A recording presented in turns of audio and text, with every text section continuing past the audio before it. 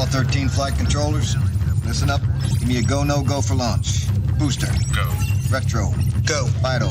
We go fly. Guidance. Guidance go. Procedures. Go. Inco. Go. FAO. We are go. Capcom. We're go flight. Launch control, this is Houston. We are go for launch. Ladies and gentlemen, welcome to tonight's entertainment.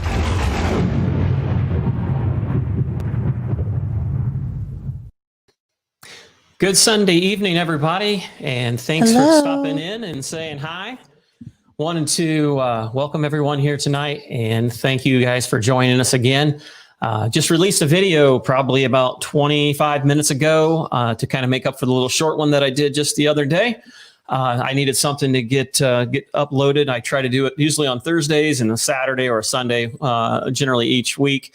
And I wanted to keep that schedule up. So that was a short video I was able to throw in there. And it was kind of a corny one, but I had to get permission to release it first because I was doing basically side work. And so I checked with our guy in charge and made sure it was okay with him. And he thought it was cool and funny and everything. So we released that one there. It was a simple call, just the usual contact or capacitor bad. And basically, the other one that I just released today was one that was a little bit better, I think. Basically, it was the no cooling, the freezer and cooler was warm. So what's going on, Randy? Cool to see you there. And Rich and Dave, Pepsi Cola. And who else we got in there? This boom is driving me nuts. Well, the new ones will be here on Monday or Tuesday. They weren't here yet. I'm going to try a different mic, which I don't know if it's going to be what I want. The guy didn't listen as good as I wanted. What's up, Bill and Samuel? What's going on, guys? So anyhow, we'll take any questions and stuff like that. As you know, we're going to have Gil in here in a little bit, may have Adam pop in, just kind of depends, if he's got time or whatever, and just do our usual hangout and kind of just talk about whatever keeps things going. What's going on, Ryan? Good to see you out there, man. So basically that's what we got going on right now. So we rearranged the studio just a little bit. We got the TV mounted up over the camera, so now I can actually look like I'm looking at you instead of staring down at the ground.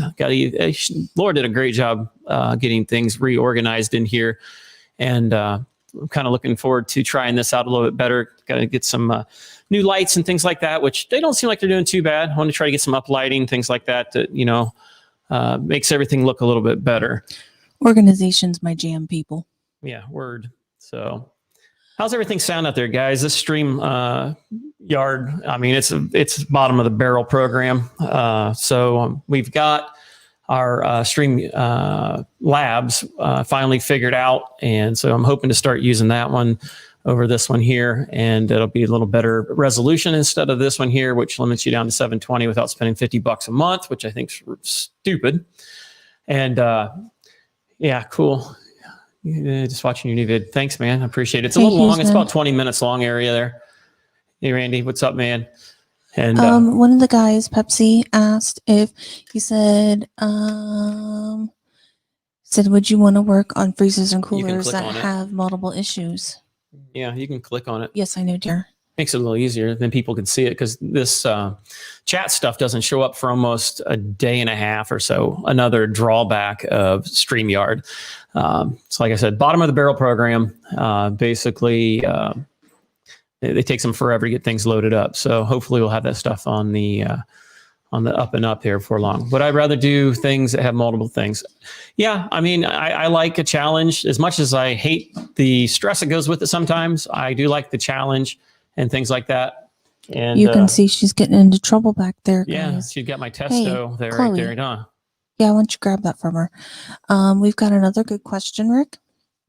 Yeah. I'm going to put this one up here on the screen. Joe says he's putting in a 3rd horsepower compressor in a deli cooler. Ooh, that sounds like fun. What is a fair price for labor? He found the compressor for $148. Our labor rate is not very much. We're, in Ohio in the, boondocks, if you want to call it. We're like 30 some thousand in the closest city. So, we're a lot of farm community, stuff like that. So our labor rate is nothing like what you see in the bigger cities. And what do you typically do for like a multiplier for parts? I mean, I don't do quotes here at this place, so I don't know what our multiplier is here. But at my previous employer, when I actually did that sort of stuff, if it was under $10 and stuff, it might be a 2.5 to 3. Up to $50. Oh, he's in Orlando. Big money there. Heck yeah. We just had somebody pop in. That's your Facebook. Why don't you turn that off before you Yep. blow all of our eardrums? Yep. I mean, I guess here's one thing to look at, Joe. What is your time worth? How long's the job going to take? That's kind of some stuff to think about. I mean, you don't want to be super like expensive, but you also don't want to be so cheap where you lose your butt too. I mean, you want to do a fair price that's fair for you and makes it worth your while and your time while doing a good job for the customer. We aren't the cheapest place in the world when it comes to our sales. We sell on quality and on reputation. So you can be, I like even when I DJ'd, I wanted to be the most expensive guy, because when you do work for people that are willing to pay the higher price, they have friends that have those type of higher class tastes, and you get into a better clientele. So, it just depends. I always based it off time, material, and labor, and then added extra time in there for mistakes and things going wrong. So, $65 to $75 an hour is around here about the norm. Even I think some of the union shops are maybe 95. So, I mean, we're not crazy price around here. Now, granted, that may not include drive time, truck trip charge, torches, vacuum pumps, all that stuff. But to change it out, I'm doing the question, answering it. So basically, all said and done, I would say probably if you're running it through the company, I would say probably $800, $700, something like that off the top of my head for a small one. But that's not like going crazy on it, stuff like that. So All right, well, roll that beautiful bean footage. Yes, sir. Please welcome a singer smart enough It's now or never. to never quit their day job. Ooh, sorry. wow, there we go. Yo, Whoa, everybody's like Looking funny today. shaving their heads. What's up with this? I ain't doing Chris, that. then you? Are you Yeah. in? He's even got the we joined a cult. Apparently. What are you guys calling yourselves besides the overtime cult? The White Cafe or something goofy. The White Ooh, Cafe. I don't know if that's good. That sounds. That sounds a big R You word. can't use anything with colors in them, Adam. Come on. You are a white person and you are total Oh trash. no! It has nothing to do with that. Okay. And you said white, because I mean, anymore, you got to be ashamed and everything else of that. So And just before this next one, I would just like to highlight that Rich R thinks I am pretty smart. So thank you. I appreciate that, Rich. I do like to think that I am fairly halfway intelligent. that's the way I pick them, And that did sound really bad because he shaved his head, I shaved my head. I said, I can't remember, Chris. There's some cult that was like courting Chris to join. Oh, what? Yeah. Coneheads. I like that. I didn't know Coneheads. They were like sending emails. Like it's something cafe. It might not be white. It's something weird. But yeah, I didn't hear about that. drink the Kool-Aid and So what about Joe? Is he going to shave off his beard and his head? I bet that's against his religion. yeah, I don't know. I I'm mean, thinking I'm gonna okay, start Canada. back Back on. I'm just gonna not cut my hair or beard for like a year and see where it gets me. Wow. Bill might be jealous though about the hair on top of your head. Just saying. Okay, so here is another one. He wants to know if you've worked on electric heat before. Well, of course he has. Yeah, That's around all here, we got that's- up here. No, it is not. We Well, do a lot of gas. we We, have do a- geothermal. you think it's heat half and pumps air half? conditioner. No, I mean around here, electric heat is like the bottom of the barrel because it's expensive to use. have a- Geothermal. you think it's- heat- Whoa, is that you? That has to be you, Adam. You brought up another window or something. So, Right. That's cool. The electric heat, I mean, down south where you guys are running heat pumps and stuff, that's cool. And, it's hardly ever runs. It only happens when you guys are in defrost or something like that, or if it gets down to the whopping 25-degree range or something crazy.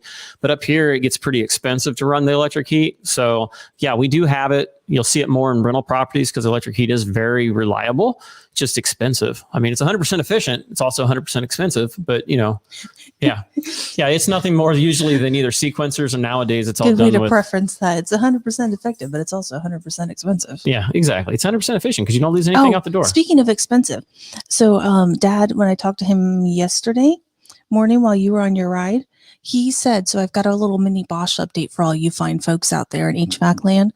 He got the newest electric bill, and he said it was only down by like maybe $10 from the year before, which the year before is when they still had the window unit, all like the main unit in the and then the 2 window units. So it was before they had the forced heat, as my dad used to call it back in the day. Yeah, but they also have been using, their bill is on like $140 some dollars, I think, or $130 something. So I mean, and this summer is definitely a hotter summer than last summer. It is a little bit, and we put it in last year about this time. I think it literally was this month here. Yeah, so they were still running off of. They had one big, really large unit that was like built into like the main like family room of the house, and then we would use window units in our bedrooms, and that's what I grew up with. I never had like forced air. Central. Well, I know my dad always calls it forced air, and we actually in the house, it was built in the 70s, and it's a brick ranch. And we actually have electric ceiling heat. So there's actually electric strips that were built into the ceiling. That's the way that people build it. Baseboard too. Well, that was in the one room because the electric ceiling heat no longer worked because the ceiling cracked like at some point when the house settled, I guess back years and years ago. But the rest of the house all had, that's how we had our heat, was electric ceiling heat. So it was, that's just, I never knew anything different just because that's just what we had. So I thought it was interesting that but like you said, it has been warmer this year, and plus you'd been finagling with things, and experimenting with things. So I wasn't super surprised that the bill wasn't too terribly far off. I know, but generally when you're running 2 and 3 compressors versus one hyper efficient one, that kind of sucks to hear that it's about the same, which I think it's the heating seasons where you save the most. So I mean, that's the big kilowatt hours area there. So that's where they save their most money at. Plus they were also running, didn't you say they were running the temperature down to like 67 to try to dehumidify? Correct. Yeah. And it wasn't doing a whole lot because it was just running the fan, but now it's maintaining. I mean, this little thing that we did here worked. So, I mean, I don't know if I want to chance it. I'm going to see what my carrier price is to go with that. Me too. Yeah. We just need to put her in her cage. Well, the other dogs are barking. The dogs upstairs are barking. So now she thinks she needs to bark, apparently. Eddie says, hey there, Slick Rick. I love that he called you Slick Rick. I don't know if that's a compliment or I don't know. Come here. But I think it's funny. I enjoy it that you call him Slick Rick in all the videos. I like reading those comments. So, Adam, what have you been up to this weekend? I worked yesterday. We finished up a job we started on Friday. And then, that was about it. A little bit of chores around the house. And that's the extent of my excitement. One day off. That's it. Chillers. Yeah, and it looks like Anthony is, I'm guessing, is that Schick like the Razors? Maybe he needs to join your guys' cult. Just throwing that out there. Yeah. As a side. We've got a lot of them. I'm on call this starting tomorrow. And so when I'm on call, I get all of our industrial stuff, which, a lot of the guys don't want to do the stuff that I'm doing videos on. So I don't get a lot on the chillers. However, I've been through the schools and classes in addition to what I've learned back in the day.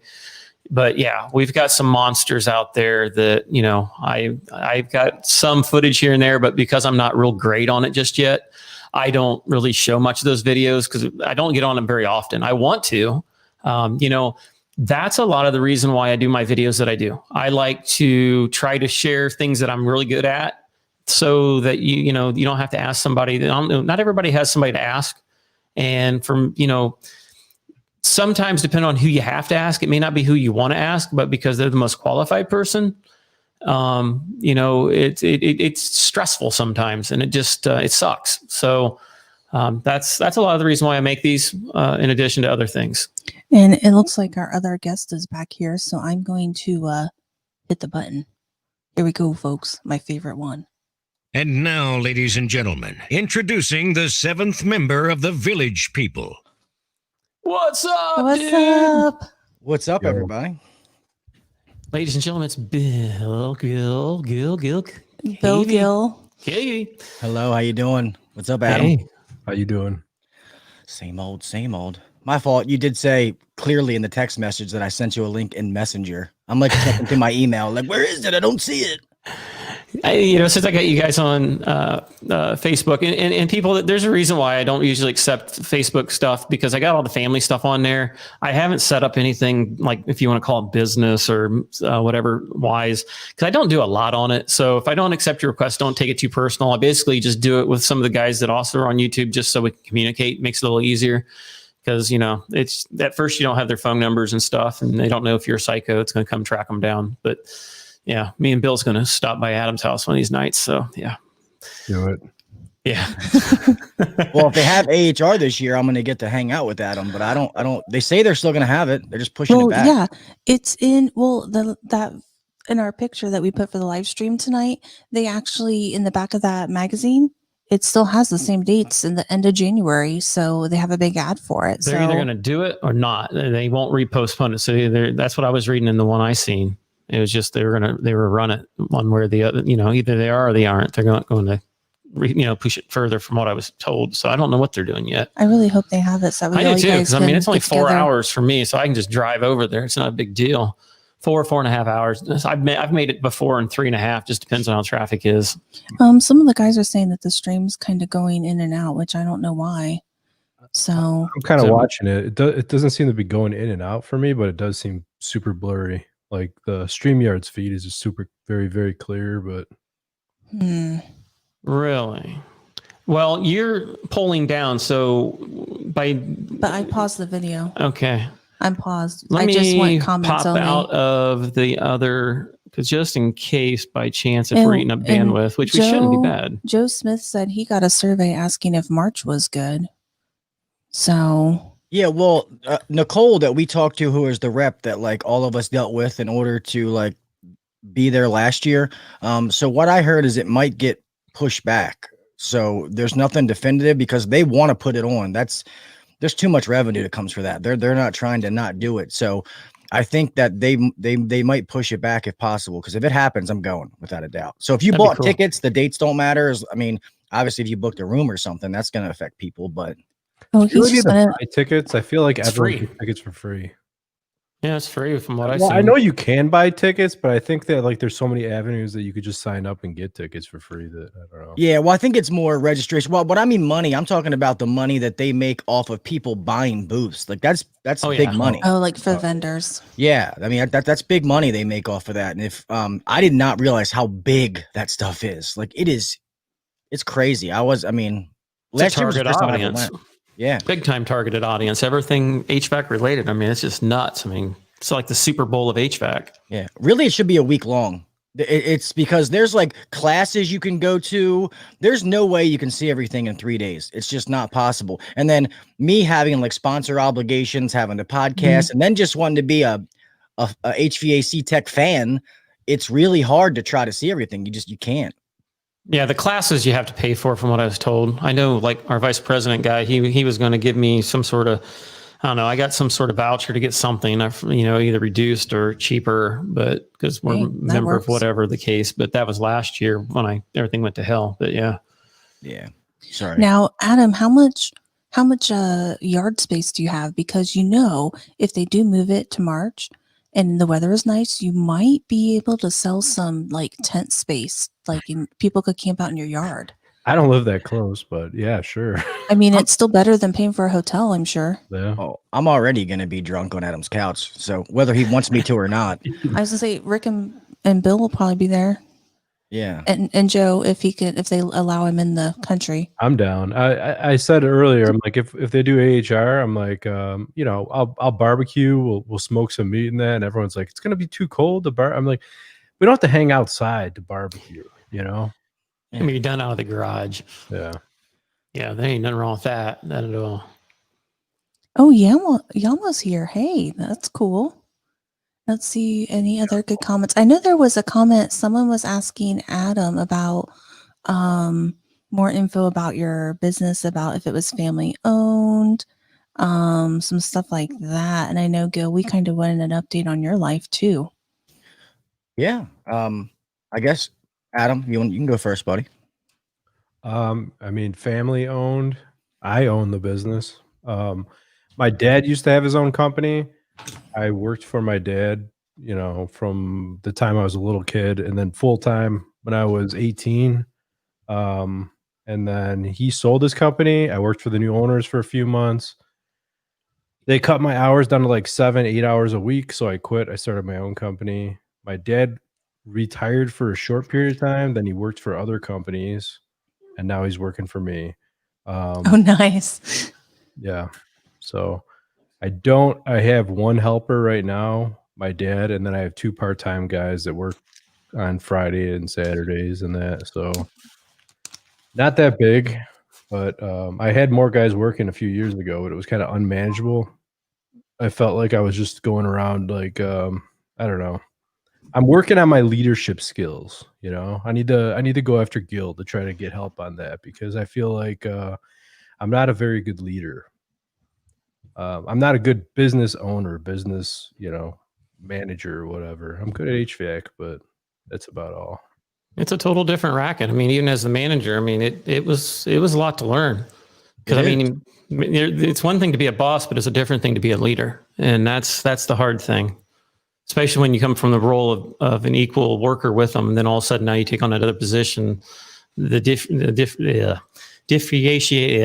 Making yourself different. Yeah, there we go. Yeah, it's hard for anybody to see you to step from that coworker to that manager, business owner role. And I mean, that's just standard across, whether it's the medical field or just any business in general. There's ways that, it's Got to hard, keep them separated. and it's hard for them to, because you're still one of the guys. So it's hard for them to sometimes figure that out. I've been having a hard time motivating people to want to work like more than 8 hours a day.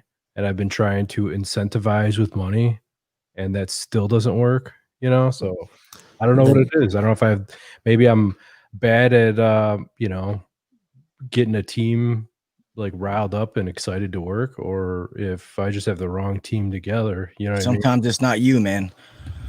Yeah. That's the truth. And we always tell people, people don't realize that more HVAC businesses fail than succeed.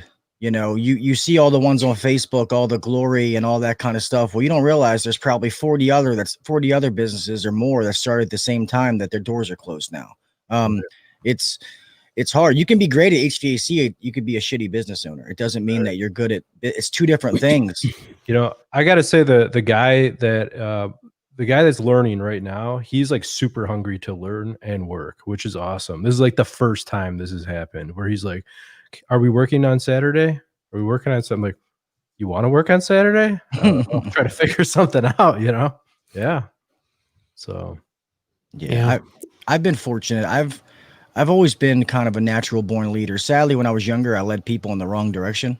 But as I got older and started using things for good, it just kind of worked. What helped me is, and I did it a lot at my last company, is when I would see my guys struggling or see them in trouble, I'd hop in a van and I'd get out there and I'd do calls. And, that's why they were like, you'd never hear them bitch, because they're like, Gil's out here next to us. But on the same token, to really grow a company, I can't be out there doing calls. I got to be in the office, worried about the marketing, or, do we have installs? Is the material in for next week? Trying to get new jobs to keep everybody going. So that's one thing. Now, I guess if some of you guys don't know, I know I've been off YouTube for a little while. Just summer was crazy. The company that I was at for almost 12 years, I left. It's probably one of the hardest things I had to do in my life, but I kind of went as far as I could go there. And I took an opportunity. So I am now the chief operations manager of another company. A lot more perks involved. And I really think, I know that I can help this company grow. My partner, the owner, Ryan Grimes, is just an awesome dude, very smart businessman. And the foundation they have here is rock solid. I mean, we have installs booked up through the next 3 weeks. That's awesome. The marketing here is on point. And the group of guys, like everybody loves to work here. We're actually not trying to plug my podcast, but Ryan's coming on next week and we're talking about company culture, and what he's done here with this culture is absolutely amazing. Just showing that he gives a damn about his employees, that they are, look at me doing a rookie move. And that's huge. Like having someone that actually gives a crap about you and is willing to work alongside you goes miles. Exactly. Like the way that the weekends are worked out is we charge a little bit more than the other companies do. But he was like, if I'm going to take my guys away from their families, I want to make sure that they're getting paid for it. And they just know that as a company, like we don't hide anything from them. Like one of my first, like second day here, we had a meeting going over all of the company expenses, Wow. showed them what our loaded labor rate is, just I think when you don't hide that kind of stuff from them, because too many people look back and think, oh, the Boss is owner's getting sitting rich. back getting rich. Yeah, exactly. Sitting back counting his money, and that's not always the case. So Nope, not at all. I mean, that was the weirdest thing when I first started in the manager position, is they pulled out the big old report and it had everything. And there's the total budget for the year, how much we bring in. I'm like, holy crap, and I'm like, I'm surprised you're showing me this. And it was like, you really see a lot of things. And, and I would even refer some of that stuff back to the guys to be like, hey, things aren't as good or as profitable as what you think. I mean, so yeah, it's eye opening, and I don't think there's anything wrong with that. I mean, you should be rewarded for your risk, and there's nothing wrong with being successful. So, I mean, at my company, everybody pretty much it's been there forever. Very seldom do we have people leave. I mean, we do every now and again, but I mean, like I said, the guy, the first employee and second employee that was ever there and are still there. 35 years ago. I mean, these guys started out at, when they first came out of school and never left. I mean, I don't plan on leaving. And, they just, the way the pay structure is, the way the incentive is, how much do you want to make? Well, you're the one that limits that by how much you want to work. And the way they've got ours set up, I mean, it works out so good just to drive you to do a good job, because if not, you're not going to make as much. So, I can't complain. I mean, they've done really good for me where I'm at. So that's awesome, good. man. Says a lot. Yeah. I'm pretty happy, man. It's been, it's definitely scary though. I'm not going to lie. Like, especially that like 1 day in between period where like I turned in, and I have not one, just so people know, like, and I said this in Facebook, I have not one bad thing to say about my old company. I have nothing but respect for my last boss. He has taught me so much about this industry. I could never repay him. He saw me all these years ago when he saw something in me that I didn't see in myself when I was being an idiot and doing stupid stuff. So I owe a lot to him, and he understood, and he actually told me, he's like, Gil, I'm actually surprised I kept you as long as I did. So, guys, if you ever leave a job, don't ever burn bridges. This industry is smaller than you think it is.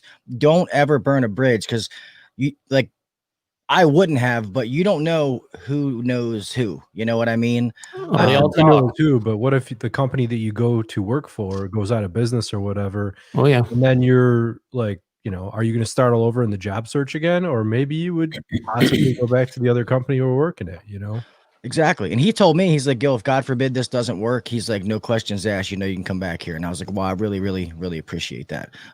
So yeah. It's scary, but sometimes, no risk, no reward. But I think it was the right decision. Well, you wanted to take over and eventually buy it, didn't you? Yeah. And it just got to the point where I just felt like that was never going to happen. And what I didn't want to happen is to me to give him the best years of my life. And then it goes to the highest bidder. I'm not the highest bidder. And now I just gave this. Now what do I do?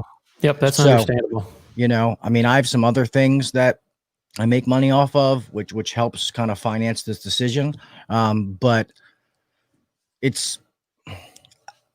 I've been saving and putting things in place for a long time to be able to make a move like this. I was also going to move to Texas and buy a company in Houston, which still might happen at some point. Going global. Just trying to make some moves, man. It's kind of now or never kind of deal. You know, I'm not getting any younger. You got to do what's best for you, and you know when it's time to do it, it's time. And I guess Dead Pixel, that's Ethan's son and my stepson. He has a question for you, Gil. He said, "Why you Click have on to it. kill the Cleveland Browns like that?" that. we don't. So Rick and I, we don't do sports. I'm a musician. Rick just does whatever Rick does. So we don't sports in this house. So when Ethan was here living with us, he was the only sports we had in this house. So I know nothing about any of this. Just saying. Well, obviously, I'm a Baltimore Ravens fan, and they played the Cleveland Browns today and destroyed them. Yeah, man, that was it was good. I'm definitely pumped about that, but I didn't think that was going to happen. If I had to put money on it, I definitely thought that it was going to be a close game. But I thought the Browns were really bad. yeah, they did bad last year, but I think that they're going to be better. So You're very positive and hopeful about that. Because I think the Browns have always been bad. I mean, that's I don't do sports, and I even know the Browns have always been bad. Yeah, they have been.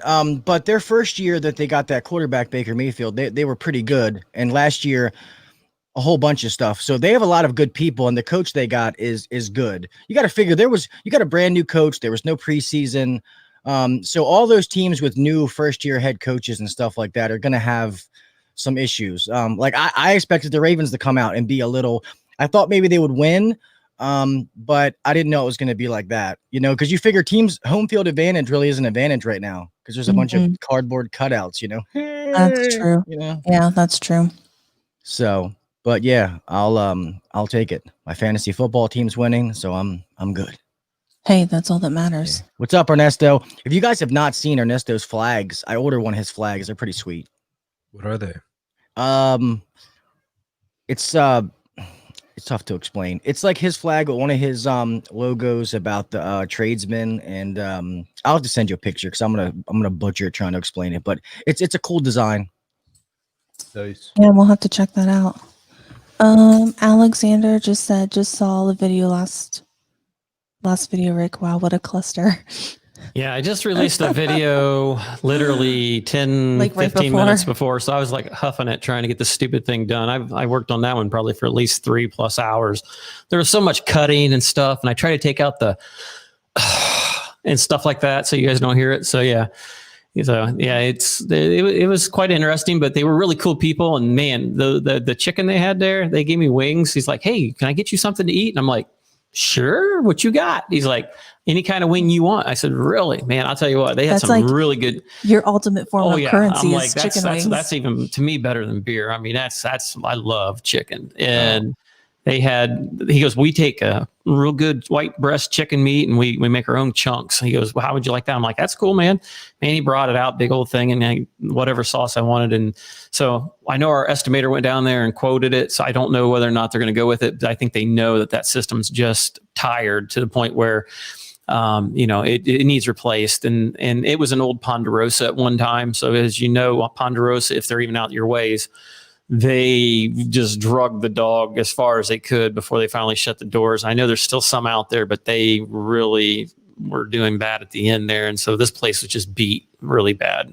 Not much left in that thing. So, yeah, wings are one of my favorite foods. I would, matter of fact, I keep going back to AHR, but a bunch of us, they had a restaurant up there that had these Greek garlic something wings. They're the best thing I've ever had in my life. Like they were so good. I've eaten wings all over the world, not the world, country. I've been different places, and oh my God, they were so good, man. I want one right now. Damn it. And all I got's cold McDonald's French fries. Oh man, those look so good too. I love me some McDonald's French fries. I love French fries. Rick can tell you. And frozen low budget pizza over here. Yeah, I'm very low budget. I can't help it. It's Did one of you my. see that? I don't know I think it was just pictures. I don't think it was a video. Maybe it was a video. somebody found a bag of McDonald's food in the closet from like 1993. Yeah. Oh, yuck. Yeah, and it still looked okay. Yeah, it was like not a bit of mold on anything. That's disgusting. Now I'm going to throw that out there for the people that maybe like, bounce in, bounce out. Me and Gil was going to talk about a secret that both of our wives have. So Yes, we have some tea it's to something share. very interesting that's not very popular. And, some of you may be interested to hear about it. Some of you care less, I'm sure. But we wanted to kind of make an awareness thing for it so you guys knew. So we'll get to that here in a little bit. But I just want to make sure just to keep you guys hanging for a little bit. Hmm. And Adam, it's perfect that you're here because you can ask some questions that that Gil and Rick and I, typically don't get, because you will have your mind will be blown. You'll have no clue because you probably don't even know anything about it. Yeah. Well, I think I talked to Adam before a You little guys have bit. briefly. Yeah, so he knows a little bit, but yeah, guys, you should definitely listen to it. And the fact that we talked to each other and we found out that our wives have this similarity, like this is like Weird. rare. Okay. Very This is, rare. yeah. So the fact Yeah. that, this happened, that's why we kind of just hit it off and connected, because it was like, and then as we're talking, it was like, yeah, we have that too. Oh, well, we do this. Yeah, we do that too. So, Wait a minute, what's it called? Oh, really? Holy Yeah. crap. Yeah. yeah. So when we get to that, definitely listen. Even if you don't Zipperheads. have it, it's a good conversation. Their nickname is Zipperheads. Hmm. So yeah, we'll explain that here in a little bit. I'm trying to see if there's anything else good in the chat, like comment wise. We're doing good. It looks like Adam's waiting hitting for the high someone. 70s for a while there. We're still in the mid 60s right now. It's cool. Adam's waiting for someone to do a mohawk. So anybody out there in the community, if you want to start sporting and rocking a mohawk, the pineapple gain, except for Bill because he's bald on top. But the other guys, they may just follow suit. Well, at least Adam's willing and ready. I don't know about Joseph. He may probably not. But yeah, the Pineapple Express. Is that what we're going to call you guys? And the name of that thing that he was talking about, where is it? The Yellow Deli. That's the name of the cult, the Yellow Deli. See, that was a big mistake on my part. The white deli. It's still funny, the Yellow Deli. Are you talking about with Chris? Yeah. Yeah, the cult Oh, that was yeah. apparently like harassing him. Oh yeah, I was down there when that happened. That was pretty crazy. That's really seriously a cult. They're called the Yellow Deli. Oh like- no, we know. like We they're looked it up. We emailing were in my hotel room looking it up. Me, Well, him, and He's Scott got from email Rookie. recently about it. Oh, did you really? No, not me. Chris. They started emailing him. Oh Jesus. They want him in this cult. That's Yep. funny. I'm gonna have to Google that now. How did they hear about Chris? YouTube. Are they into No, I don't know. HVAC stuff too? Or I mean, they were down there. I forget. I don't know. I'm pretty sure they gave it to him at the expo. I'm pretty sure, because I know we were talking about it. Like I said, him and Rookie came to pick me up because we went out to dinner that night, and we were talking about it. He's like, "It's a goddamn restaurant cult." I'm like, I didn't know that was kind of a combination restaurant cult. I've heard of restaurant bars, not so Blue- much Blue restaurant Oyster. cult. Yeah, I was That's like, funny. whoa. Oh, Yeah, it that's was- funny. I think That's I'd be crazy. more willing to join if it was like the yellow steakhouse and not yeah. the yellow No, deli. yellow's kind of rotten though. Yeah. That's cool. Yeah, maybe the pink. The pink. I don't know if I'd steakhouse. want to eat there either. All of a sudden, you realize people go in like nobody's coming out of this place. Well, Um, that kind of reminds me of course, I've never been to one of these, but the strip clubs that have the all-you-can-eat buffet. That's disgusting. Strip club and all you can eat buffet should not be in the same sentence I together. don't remember my one buddy when we were down, or he was telling me they went riding off-roading down in West Virginia or something, or somewhere down south, and the one girl was pregnant. I mean, and then this one guy was eating chicken, and just to say the least, his finger just went somewhere it shouldn't have went. Ew. Yeah, it was pretty nuts. That's It was pretty nuts. disgusting. But yeah, What kind I of was people worried you where you were hang going out to with? go I'm keeping it clean as I can. Who But is because you were hanging talking out- about strip clubs. You're like, this one guy was riding. I was like, oh man, no, this could really really side by go side, off-roading down off road. And I was like, oh, okay. Hatfield McCoy and stuff. Yep. Not the things that No, not Uh, riding other guys or that Dave Backbrook rides Mountains out at or- Sturgis. Yeah, none of that fruity cake That's stuff or hilarious. schlong dong That still riding the cracks me mechanical up. dick type thing or anything like that, as Dave would call it. So Ooh, Shannon's got a good one. He named it, I like this one, the Banana Brothers. That's a good cult name. I like that. The Banana Brothers. The peelers. Yeah, that could be your catchphrase. We're peeling out, dudes. Oh, man. I made a dad joke.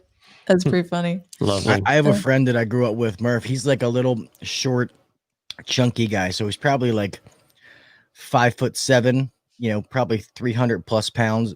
And he used to always say he wanted to open up like, they have like Hooters for men. And he wanted to open up a restaurant and call it the Banana Hammock. And it was supposed to be for women. And he was like, guys would just wear these little things and they'd walk up, and he's like, we could sell chicken wings, but it's just kind of like Hooters for women. But he has like this whole in-depth plan. And it was actually, it's hilarious when he tells the story. I and mean, probably make better money, honestly, because the women would probably tip unlike the guys and stuff, Yeah. I mean, I don't like going places and seeing cleavage in my face. So, I mean, I wouldn't be opposed, I guess. You can go by yourself, but yeah. Junk in your face. Yeah. Well, I mean, it's in a banana hammock, so it's, That's true. fine as long as, the rest of them looks decent. I mean, if they've got like really bad back hair and stuff, I may lose my appetite. Just, I'm out. Yeah. My wife shaved my head and she's like, all right, I'm done. I'm like, you didn't even touch my back. On my shirt. I see you all clean shaven, man. Look at you. Yeah, Chris did it. Now he's doing it. I need a fresh start. I don't think, Bill, you better not have shaved the beard.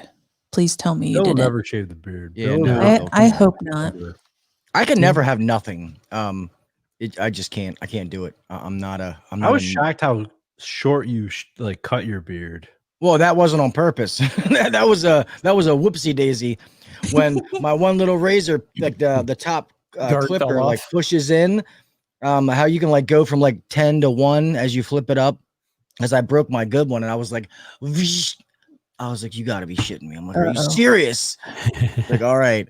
But my wife hated the beard, so she's been wanting me to trim it. And then going in saying, oh, hey, how you doing? I'm Gil. I'm the boss. And, my beard was like going like this because of the mask. I was like, yeah, I got to do something. So like this is probably how I'll keep it. It looks respectable. Thank you. The guys in the chat are like, oh, we got a couple guys that can't work there because of the back hair. Yeah. Excuse me, sir. Can you get your balls off my table? That'd be so funny. I hope the tables Nice. aren't that low. I mean, that'd be a Wow. little awkward. Yeah. Although, like, the one thing that frustrates me, because I'm short, I'm only like 5'3", and anytime we go out to eat, they always want to give you. They're like, "Is a high top okay?" And it's like, okay, first of all, with all my health issues, I have to have a chair with a back in it, and typically a lot of the high tops don't have backs in their chairs. And then plus I can't get up on the damn things because I'm so darn short. So it's like, that's all they ever have is a high top. And it's like, nope, sorry, I can't. I'm literally, and Rick can tell you how many times, like I literally have to like hop off. Like if we go to Applebee's, those have backs on the chairs. So I'm okay there. But like, I need a forklift to like get me up on it. And then like, I have to like hop off the thing.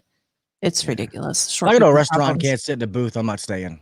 I mean, I'm just not. I'm not going to sit there and pay money for food and be uncomfortable. So I don't know. Maybe I'm a jerk. I always like a booth. Makes it easier to beat the My kids if they're wife's- not acting up. My wife's always like, yeah, we could take a table. I'm like, no, let's get a booth. Yeah. Get a nice. We can seat you right now at the bar. Yeah. Well, they'll ask you that. Like, if it's just me and my wife, it's one thing. But like me and my 4 kids, you want to sit at the bar? I'm like, what do you think? You think I want to sit at the bar? I'm like, come Oh on, my dude. No, I don't God. want to sit at the damn bar. I got 4 kids with me. Well, my kids are finally starting to get to the age where they could behave themselves. I remember like we would like rarely go to restaurants when they were younger, but when we would, it would be for a special occasion. So we'd go somewhere nice. And I remember we went to this really expensive seafood place in Naperville, and within 2 minutes of getting seated at the table, they were chasing each other around the table, and they brought out something. I don't remember what it was, soup or something, and they knocked it down. It was all over the floor, and there's a bunch of like silverware and everything. I'm like, holy crap, why are we even here? What's going on? I've had them actually take the seat away that the kids were sitting in. I said, my kids are sitting there, and they're like, well, then they need to be sitting in the seat. I'm like, Ooh. oh, okay. Nice. Gotcha. I'm glad I didn't have to deal with that. Yeah, 'Cause I would they not went have- out of business. Not well. I would have. Where Yamato no, is. I would not have tolerated my kids being up running around. Well, that was under the leadership or the. The leadership of the X. Mm-hmm. Go figure. Dun, dun, dun. I am. Yeah, I don't have. I don't tolerate that out of kids. One of the guys said this was funny. I think it was Huseman said, "Don't order the hot dog." Yeah. At the banana hammock restaurant. Yeah, I wouldn't. That'd probably be a bad idea. Today's special is the Italian sausage. It's like, yeah, I'm not hungry anymore. Sorry, bud. Oh, damn. Yeah. Could you imagine? That'd be so gross. Yeah, really. You got Chloe. No, she's over there. I'm hoping she'll lay down on that freaking thing. And she's trying quit. to rearrange the floor again. Let's see. I don't know. And I like this C for freedom. Bonjour. No, that's pretty funny. Bonjour. Yeah. Instead of, we get it like bone. Never mind. Obviously, it's over your head for tonight. And I even got like a headache and a migraine, and I'm still like getting the jokes. Always go straight to the corner at the Waffle House. Nice. We have an awful waffle here, but it's not looked at favorably, so I've never been. Well, there were some fights and some shootings. Oh yeah, we have shootings and fights and probably gang shootings, I'm sure, over this way. So I've never been. Not very the often. waffle. Nothing like Chicago or nothing, but Yeah. Although we're they think that we're a little Detroit sometimes. Little Detroit, little Chicago. I mean, we kind of get both nicknames there and there. Every Waffle House I've ever been in, I feel like just like the tables and everything has like a coat of grease all over everything. Birch chili's good though, man. It has some good chili. Yeah. At Very the waffle. slippery. I love Birch chili. I remember back in the day when we used to go to the dance clubs and stuff. We'd stop there at like 2 a.m, 3 a.m. Yeah, Rick, it was always good. Apparently, back in the day, he would go to the dance clubs with the boys. Get the ladies. Yeah, going after the ladies. That's funny. Yeah, I know Chicago's rough. Baltimore is, everybody knows Baltimore. We were just doing some fundraising stuff down there this weekend, giving back to some, we're donating to some charities. One is an orphanage that I actually have family by. We're going to put air conditioning on their gym. And another one is called 1012 Sports. Just keeping the kids away from gang violence, have like basketball tournaments, and they do different sporting events. It's pretty cool. So we're gonna, we're gonna do some stuff for that too. Wow, that sounds really awesome. You want to get into it? Yeah, I mean, we can start. We could share our dirty. Oh, Joe, share.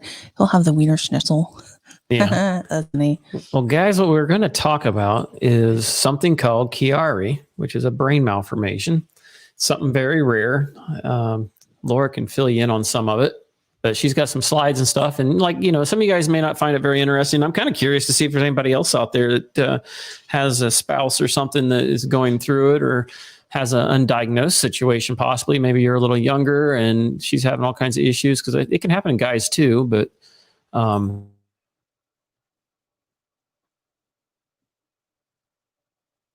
I'm trying to make the thing over here. We got the whole split screen thing, and it's with my headache at the moment. It is not working for me. Yeah, because I mean, like on our first date going out, I was like, "Wow, you kind of are awful trustworthy to come over here and never really know me before." And she's like, "Well, I'm getting ready to have brain surgery here in about another couple weeks. I could be dead after that, so I'm not too worried about it." So. Okay, so that was kind of the interesting thing. And so she's got a few slides. I don't know how well that's going to show up on a smaller. Oh, it looks good on our screen. Can you guys read that? Yeah, let me know if you guys can see that. Okay. I can check it on my phone too, see what it looks like. Chloe, no, that's my New York hat. Little blurry on YouTube, but. Well, I think a lot of it has to do with live streaming. So once it uploads fully, unfortunately, it will be higher resolution, I think. Because I know like immediately following it usually looks like crap. Would it look better if it was bigger? Well, then we lose our thing. I've been playing with it. It's fine. If we have to read some, it'll be all right. Don't worry about it. And mostly these are just here mostly for the graphics, just to like picture pages. Just because we all like Bill pictures. Cosby. We all like looking at pictures. So yeah, my dirty little secret. I have basically a good way to put it is my brain is too big for my head. And it comes out the back of my skull and pushes on my brainstem. Hey, before you keep going, if you don't mind, guys, I want to say this, that Lori talking about this is is huge because it's not easy for a lot of them. And we've been trying to get my wife on here to talk about this, and she can't. She won't. Oops. Sorry, I was checking on. Sorry. So the fact that you are talking about this, I really applaud you and commend you for doing it. I wish my wife would do it. She just can't right now. No, that's Everybody's different. Yeah. So, I mean, for us, it's like, and you've known about it since you were 20. Yeah. So what's interesting about this is a lot of people with Chiari, it involves the cerebellum, and a lot of people don't realize is the cerebellum controls a lot of autonomic functions. So like your heart rate, your respiratory rate.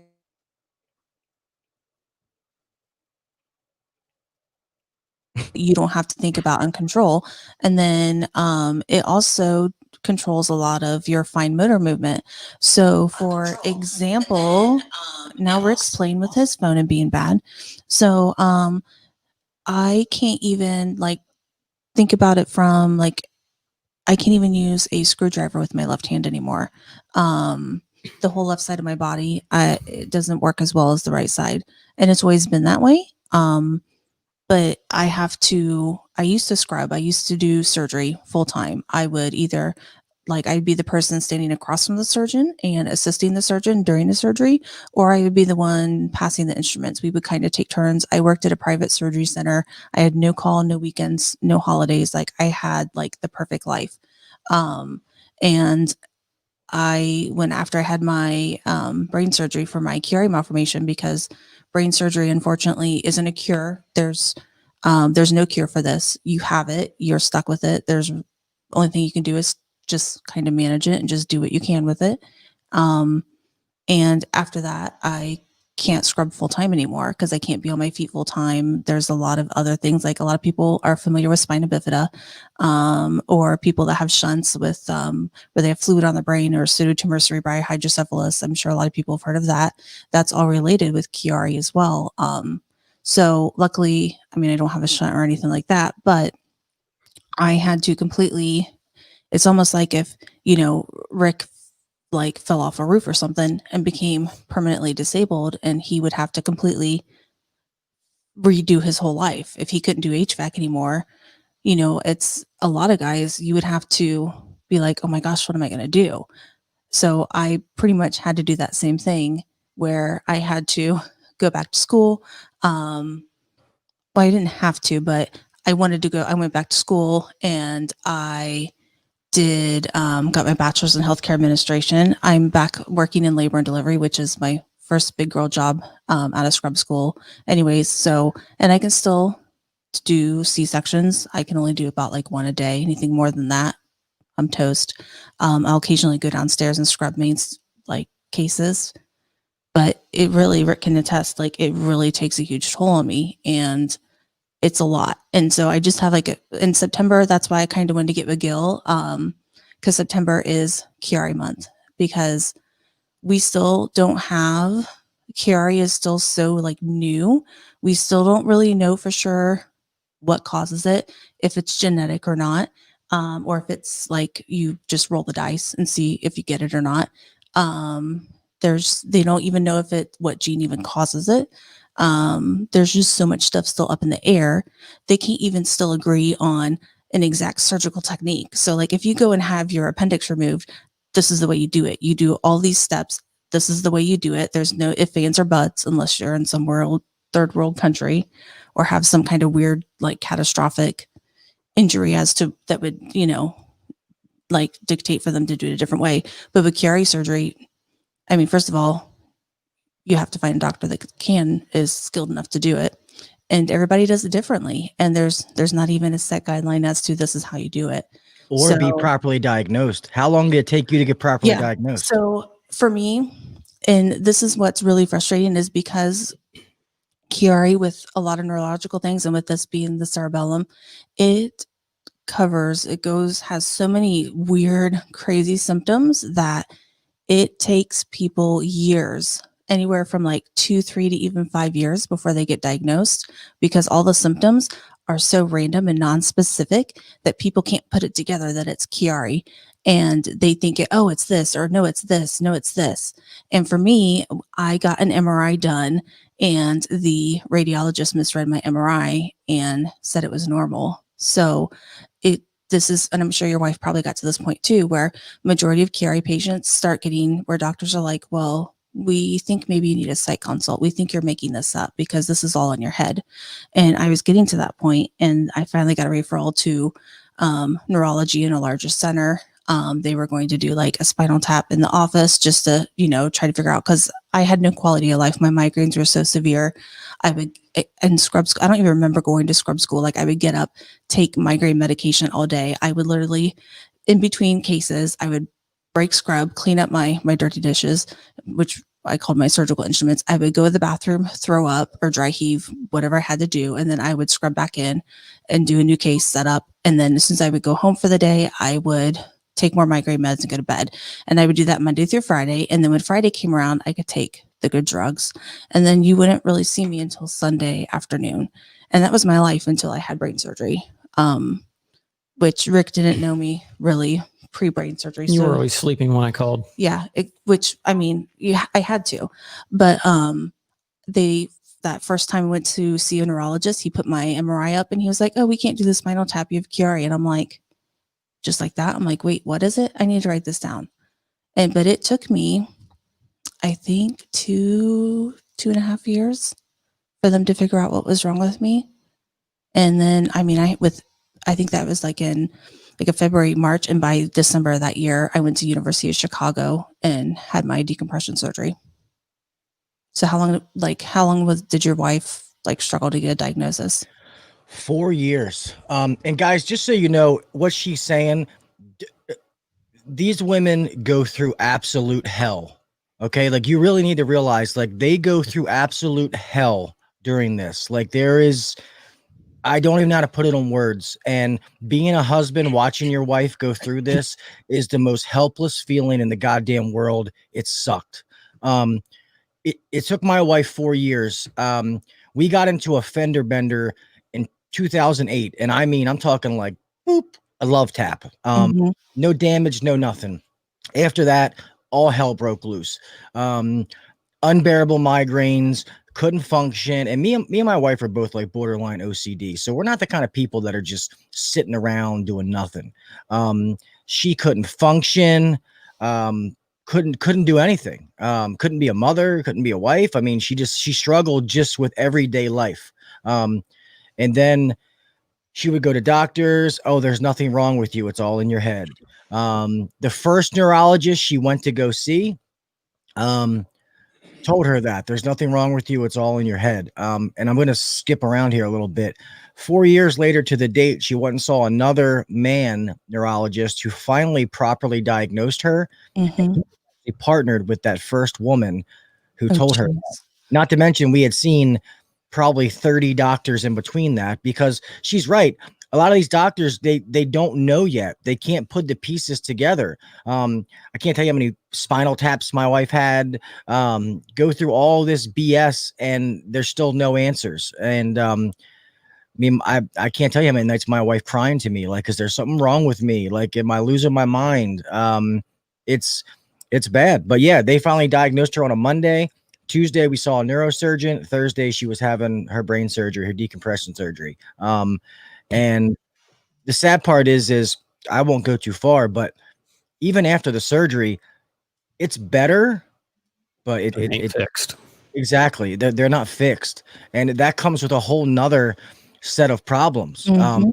What these women go through, man, is my wife is one of the strongest people that I know, for what she's had to go through and what she does. And, she's always been a private person, but she, that is what led to using drugs and different things. People know about my past. I don't hide it, but my wife had it too, because the pain was so bad. She was trying to do whatever she could to take it away. Mm-hmm. And,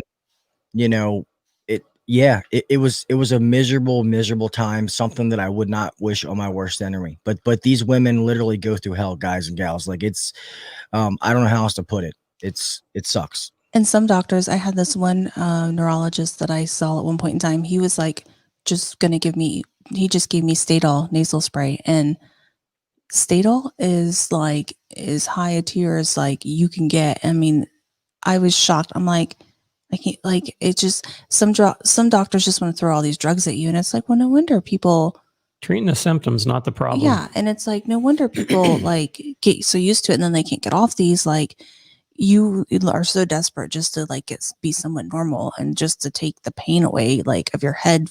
Just it's horrible. I actually have Gil, you'll appreciate this. I actually have one of my my pictures of. So that is my brain pre-decompression. So that line that's in orange, that everything below that of the back of my head, because obviously you can see my nose faces towards the left. So everything below that line in the back on the right side should not be there. So on this film, it shows I'm 11 millimeters herniated. So, I mean, that's a little over a centimeter. And yeah, they do everything in millimeters. You can have like you can have a larger herniation and have no symptoms. You can have a 5 millimeter herniation and have horrendous symptoms. This is how they measure where on film you are at in terms of, just because they want to know prior to exactly where you're at. When they actually went in and cut me open, and I actually have like, it's not a super graphic, it's like just a black and white drawing of showing what they actually do when they do a decompression surgery, just so you guys can see exactly, like, this isn't like just some like little tickle thing. Yeah. They actually, when they cut my dura open, which is the lining that covers the brain, my left tonsil, that's what they call the part of the brain. They call them your cerebellar tonsils. I don't know why they call them that, but it actually came spewing out. So my left side was actually herniated 22 millimeters, and they actually had to use cautery, which is like Heat shrink. yeah, kind of like heat shrink is what Rick calls it. And they actually had to cauterize my left tonsil just to shrink everything back up, just so they could get everything. So like they make room and they take out bone, they take out a lot of different structures, so that way you can. Hey, I don't mean to interrupt you. I'm sorry, real fast. Hey, Steve. Hey, then get out of their live stream, man. This woman's sitting here pouring her heart out, just trying to have awareness for something that a lot of people go through that's undiagnosed. So keep your stupid ass comments to yourself, man. Doesn't say, I don't even see it. Yeah, It says boring. Well, then go do something else. Don't sit there and write those stupid ass comments when this woman's sitting there pouring her heart out, bro. Not good shit, dude. Oh, that's my brother. He's fine. Oh, okay. I'm sorry. I didn't know that, man. I'm sorry. My wife has it too. So when I see comments like that, dude, it pisses me off. I'm sorry, bud. I think it's my brother. No, I'm sorry. I saw that, dude, and I was getting ready to get enraged. Awkward. My bad. So Steve. No, it's fine. Dude, so Gil is another HVAC dude, YouTuber. He has an awesome podcast. His wife, believe it or not, has Chiari. It's so crazy. Like, that's how we like kind of met Gil, because like with YouTube stuff, and he has Chiari, which is really cool. So there, Steve. So yeah. Sorry, man. I didn't know that. I saw that. No, you're fine. No, Dude. you're fine. I was like, you gotta be kidding me. I got like that slow motion movie phase. Like, no, you're good. I didn't even see it. So I don't know if your wife knew about this. So Conquer Chiari, which is where I got a lot of this data from, they did a Conquer Chiari 1000. Did your wife do anything with that at all? I think I think we're involved in those, because we always we're involved in the local Chiari Warriors Foundation here. Okay, because they do Chiari walks. They also did because this is at a University of Akron. So the Conquer Chiari actually did a Chiari 1000 patient database. So it was all voluntary. People, you literally go in and you fill out like, I don't know how many pages of questionnaires, and they actually, this is what is so like, I love this nerdy stuff, and they actually took all of our MRIs, both pre-decompression and after, and you can see all these little data points. They were actually they call it morphometrics, where they were actually able to go in and measure the insides of our skulls and compare them against average people. And they were able, like, because they're still trying to figure out what why our Chiari brains are different and why we get it, because they still can't figure that out. And Well, if you dumb it down for people like them, you know, I don't mean to say please, that. and please do that, because like I'm in the medical field. It's hard for me. That's what's like great about having you and Rick here, because it's hard for me to like do it. Like, I don't want to say dumb it down, but like so that people understand it. The way I drum it down is to go in the back of their head and they Dremel out the back of it. We're not to that heat point shrink yet. the brain. Yeah. And shove it back in there. Yeah. Yeah. So guys, their brain and their skull is like the same size. Fluid in your brain is supposed to run down your spine into spinal fluid. Theirs doesn't. So imagine you got, you know, let's say it's a boiler. You know, you got the heat exchanger and you got a little thing of water around it, and pressure is building up, but there's no relief valve. Too small of an expansion tank. Yes, there's nowhere for it to go. That is what their heads are like. And to live with that. So you have pressure pushing down on your brain to where it feels like your goddamn eyeballs are going to pop out. It's, you know, so that's why they say this, because, and we wanted to have this conversation, which I'm glad that they let me be a part of, is because a lot of people, maybe your wives, your daughters, your sons might have something like this, and they just don't know, because most people don't know about this. They don't know it exists. The doctors don't know how to diagnose it. So that's why we're having this conversation.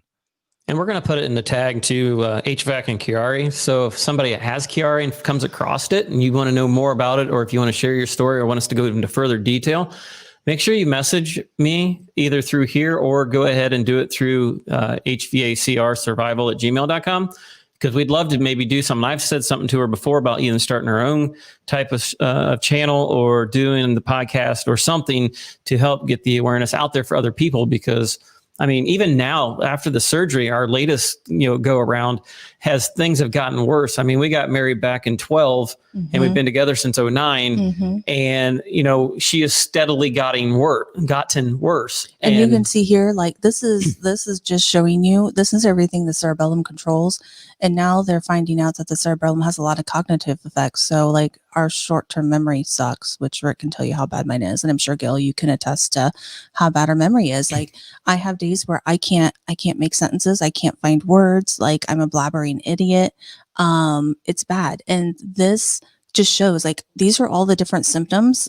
This is all the areas of the body that it affects. And it's just, I mean, everything is just haywired all the time. And there's really not a whole lot you can do about it. Why don't you close your screen just in case it's trying to upload, because I only got 10 meg up, so it might be something.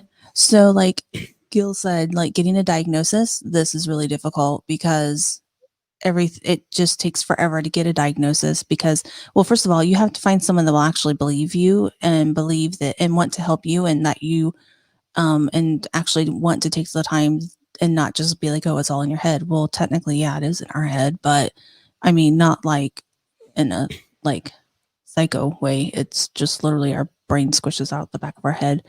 And then treatment options, like there's really nothing. Like, you can either wait and see what happens. You can try to treat the symptoms, where a lot of times for migraine management, it's like they actually put you on anti-epileptic or like seizure medication, and that stuff is not good on your body. It's very, very hard. And they give you like high dose narcotics to try to help with the pain and the migraines, and migraine medicine is horrible, which I'm sure Gil, you can like attest that your wife probably has a lot of nausea, a lot of vomiting, a lot of dry heaving. Yeah. Do you still take that? What is the one? It's for what the hell is it called? It's one for, it helps your sleep, and it's for nerves. Oh yeah, I take like more pills than your grandma. Yeah. It's crazy. Because you figure all those nerves that can bind up there, and I'm sure she was the same way. The doctor said her nerves are like a ball of yarn. Yeah, spiders. And they take them and they put it back, but nerves don't have any kind of elasticity, so you can put them back, but it's still nerve damage. I mean, it literally takes them from 20, 30-year-old women to having bodies that feel like they're 50, 60 years old. I'm like 80, 90. Spider bifida. No, that's arachnoiditis. Arachnoiditis, yeah.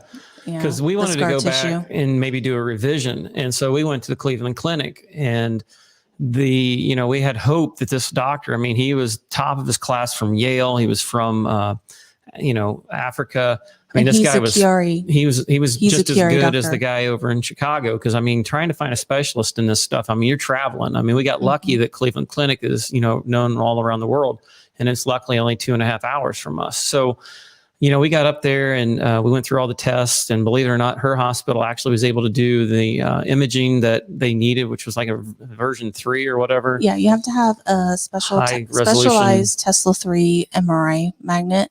And not all like local hospitals will have a Tesla Big money. 3 magnet, and we have a Tesla 3 magnet, and it's a CSF flow study, which is where they actually can watch your cerebral spinal fluid circulate throughout Which your she has brainstem none and hardly at everything. all.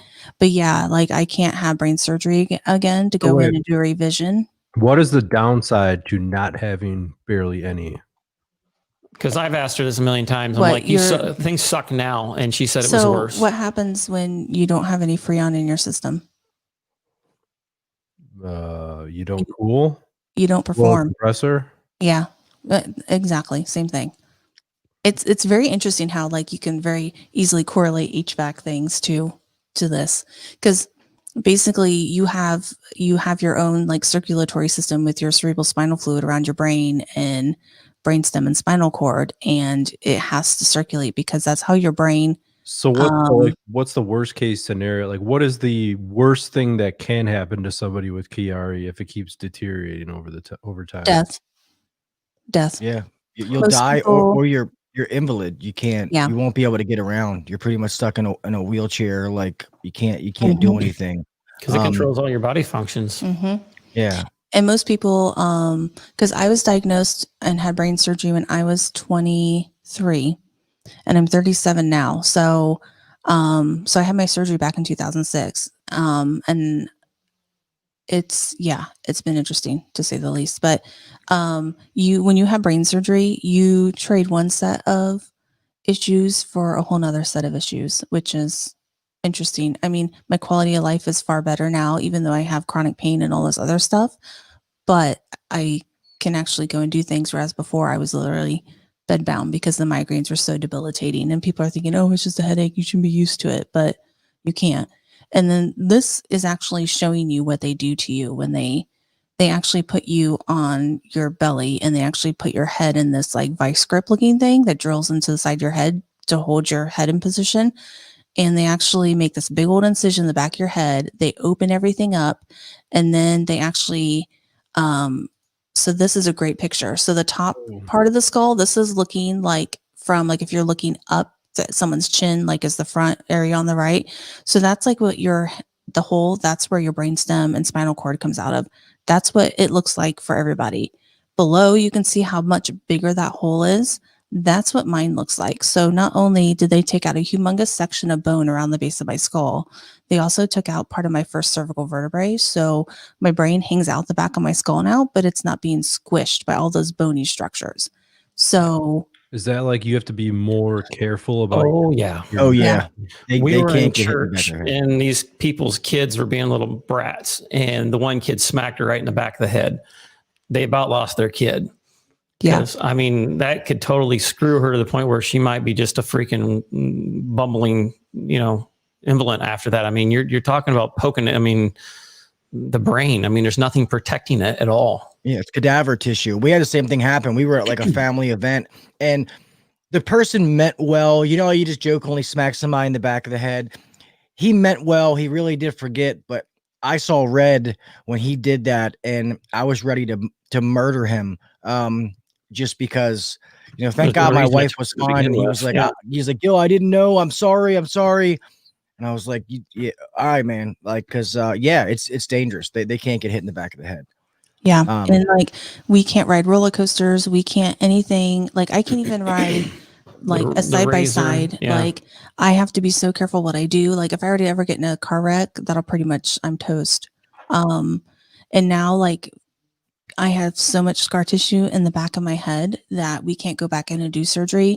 Like the one whole side area back of my head, I don't have any flow of my cerebral spinal fluid.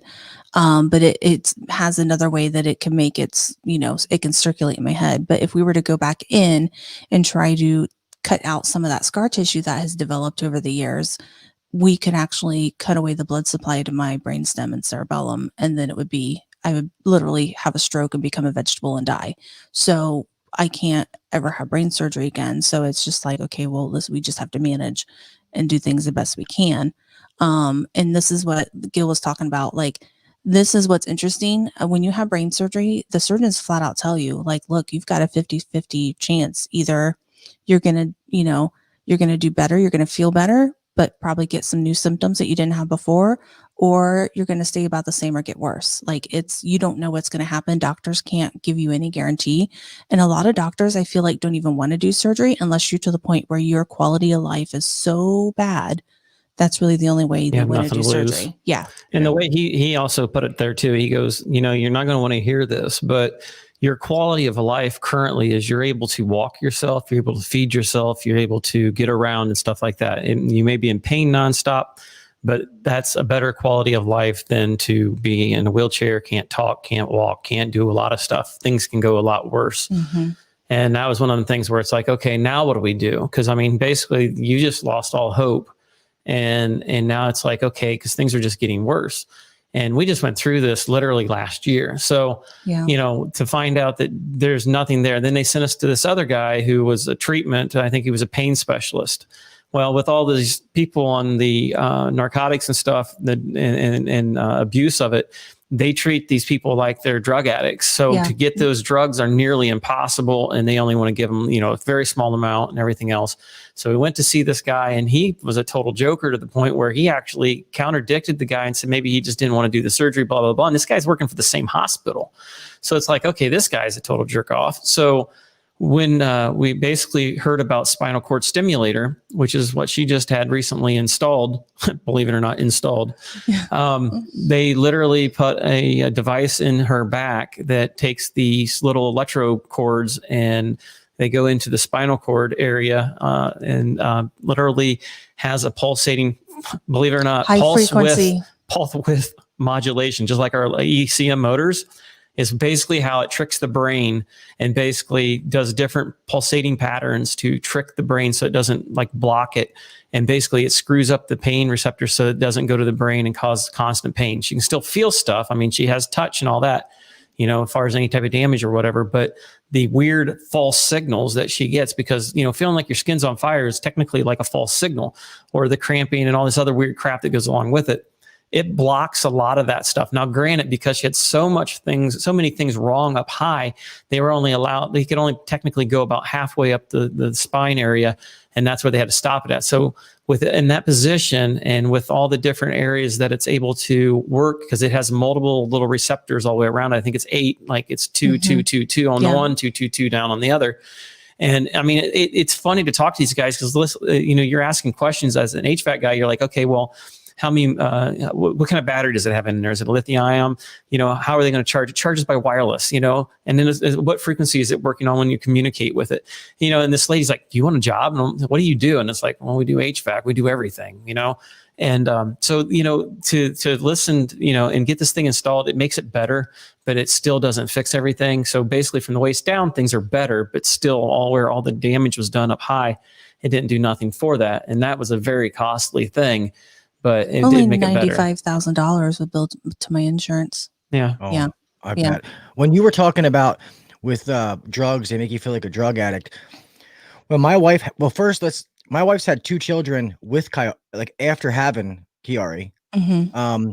But when she got her surgery, my wife was honest with the doctors, and she said about her issues with using pain medication. The only pain medication that they were giving her when that happened was Perk 5 milligram Percocets. Wow. So she got her brain cutting to fucking eating baby aspirin.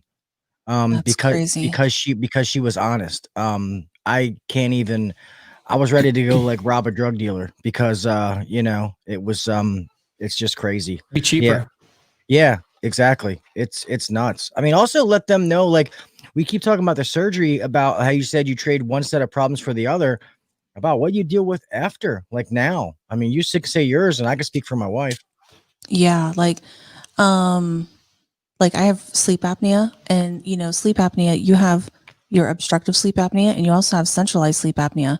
And I actually have like a mix of both. So my brain actually forgets to tell me to breathe at night when I sleep. And Rick can tell the difference between when I'm obstructed in my throat, where, I'm obstructed and I can't breathe, versus when my brain forgets to tell me to breathe.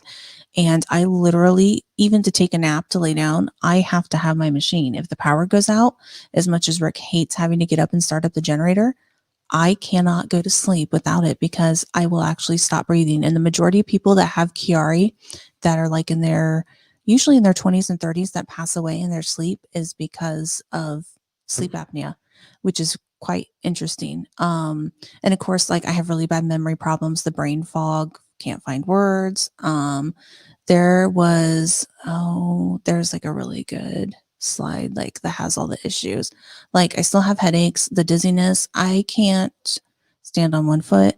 I can't standing on both feet. I can't close my eyes because I will actually be a weeble wobble and I actually fall down, which is quite awkward when you're in church and it's time to pray. And, people, everybody else has their eyes closed. Not me. Can't do it because I will fall over. Difficulty sleeping. I love to sleep. I sleep too much. Weakness in the arms and hands. Check. Neck pain. Check. Numbness and tingling in the arms. Check. Fatigue, nausea, shortness of breath, blurred vision, tinnitus, difficulty walking. I mean, you name it. And ever since about a month after I had my decompression surgery, both my heart rate and my blood pressure went up and skyrocketed, and they've never went back down. So now I have to take a beta blocker because a beta blocker is the only type of medication that lowers both your heart rate and your blood pressure simultaneously. So I have to take that. I have to take 2 thyroid medications. I'm finally down to 9 pills a day, which is pretty darn good for someone with all my issues, which Gil, I know you can attest to, like, the medicine cabinet's a hot mess most days. But if I were to take everything that I have, I'm obviously in double digits, but I'm down to 9 pills a day. That's what I need just to like maintain my normal. But yeah, like I have a lot of like head and neck issues. Positionally, I can only move like my head and neck certain ways. There's a lot of people like I can't lift over 10 pounds ever. If I bend over, I get really like, Dizzy. Really, really dizzy. I get dizzy just thinking about being dizzy. It's just, and I feel like now I'm to the point where I've been this way for so long. Since like 2007, really, because I had my decompression in like December of 2006. So I've been this way for over 10 years now. I start to kind of finally, I forget. I'm so used to it, which I know is pretty sad, but you just forget that this is what your life is like. I don't remember what it's like to be normal anymore, which is probably not good. But I think what's frustrating for me is because I don't mind talking about it. Like I am totally open with talking about my struggles and, how I struggle. Cause we're all human. We all have our own struggles, whether it's medical related or not medical related. I feel like a lot of people, put on a show or, I just do what I can because I know I don't have a choice. I have to live. This is how I have to live my life. And I just try to make the best of it and just kind of like do my little, like, I don't know. I'm kind of like the Dora fish. Sometimes I'm just like, dee, cause my brain fog's bad and I just do what I can with what I have to deal with. And when I'm out of battery juice for the day, I'm out of battery power. I can only do so much. And it's just, it is what it is. And a lot of people are like, oh, well, I would have never known you look so normal. And it's like, well, that's because I have invisible illnesses. Like you can't tell I have Chiari. You can't tell I'm in chronic pain all the time. There was one time I went 3 weeks without sleeping a full more than an hour a night. There's been times where the pain, like it literally feels like my bones were on fire before I got my spinal cord stimulator. The pain was so bad. There were nights where I was pleading to God to like, please just take me now. Like I can't deal with this. And like, I wouldn't only wake Rick up when I was like literally going to like lose my shit because it's like he can't fix me. And like, with, being an HVAC guy, that's what he does. He fixes things and he can't fix me. This isn't anything he can fix. There's nothing. So like, I'm the type of person where I just kind of suffer in silence because I know he can't do anything to fix me. And I know that he likes to be a problem solver and likes to fix things and he can't do it. So I just don't say anything. It sucks. Yeah, It's a helpless feeling as it's a hard. husband. Yeah. When you see the woman that you love and knowing that there's nothing you can do. And I don't mean to chime in. That's why I said I commend her on talking about it, because my wife can't. She has all the same issues that she has. My wife gets tired fast. She can go for spurts, has to nap. She takes care of my 4 kids all day. I don't know how she does it. Thank God my mom's here now to help. My mother-in-law helps too. But, and then, some of the steroids and different things they put these women on, like my wife, you see pictures of my wife. My wife was always a small girl and it made her gain weight. And then she, suffers from depression. Like my wife's depression is bad. Like, Mine too. Yeah. Like these, how could you not be depressed when you have to deal with all this? And like, Yeah. I know for me, like I can't exercise because my heart rate is so unstable with my Chiari. I mean, just thinking about it, I can get my heart rate to go above 120, we can't exercise. no, And well, hey, exercise so you lose weight, but your body can't handle working out. So And it's she like, can't what even- the hell you want me to do? And she can't do none of the foods that I use to lose weight because the soy products will mess up her body too. because of my thyroid. Because I mean, she was 130 pounds when she was in high school, and she was like, you look at her picture, you wouldn't know it was her. I mean, she was a stick. And that because of the Now I'm just steroids fluffy. and stuff like that, she got an infection, and that screwed up her metabolism completely. I got chemical meningitis 30 days after my surgery. Oh, Jesus. What is that? Chemical. So I'm sure you've heard of like bacterial meningitis and viral meningitis. So chemical meningitis, anytime you have meningitis, what it is in medical terms is it's the inflammation of the meninges, which is like the inner coating of your like your dura that covers your brain and spinal cord. So you have an inflammation of that area. And chemical meningitis is when you get red blood cells, like your own blood, your own body tissue gets inside that cerebrospinal fluid, like circulatory pump, and your body attacks it because it's foreign. Because your cerebrospinal fluid is its own like closed circuit. It's very like protective, like it doesn't Clear fluid, completely separate. Yeah, it like do not pass go. Nothing gets in and out unless it's allowed to be in there. And when something gets in there, so by having the surgery, I got chemical meningitis because I somehow got some blood in that, and my body freaked out and attacked it. And I was on high doses of steroids for a month, and I easily gained 30 plus pounds. And when you have thyroid issues because of your Chiari, because your brain's stupid, and your parathyroid, like all your hormone things in your brain don't work. I mean, everything in your brain doesn't work at this point. And you can't exercise, I barely hardly eat as much as it is, regardless of what I eat, how much or how little I eat, you can't lose weight.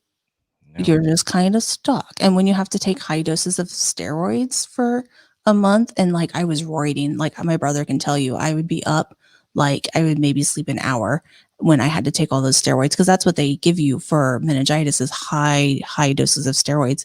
Like I would sit there and I would be like bouncing off the walls, like I'm going to crawl out of my skin because like I was roiding so bad. It was horrible. Like I could not do that all the time. And luckily I don't have to take steroids. So that's like one huge blessing that I have where I don't have to take steroids. So that's like huge. That's one thing I don't have going for me. Yeah.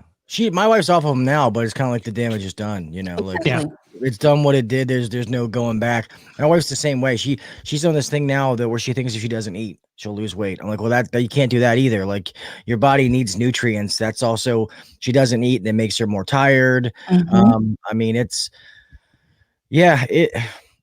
definitely, it sucks. But what you guys go through, I mean, you guys are definitely, Did they do C-section on her when she gave birth?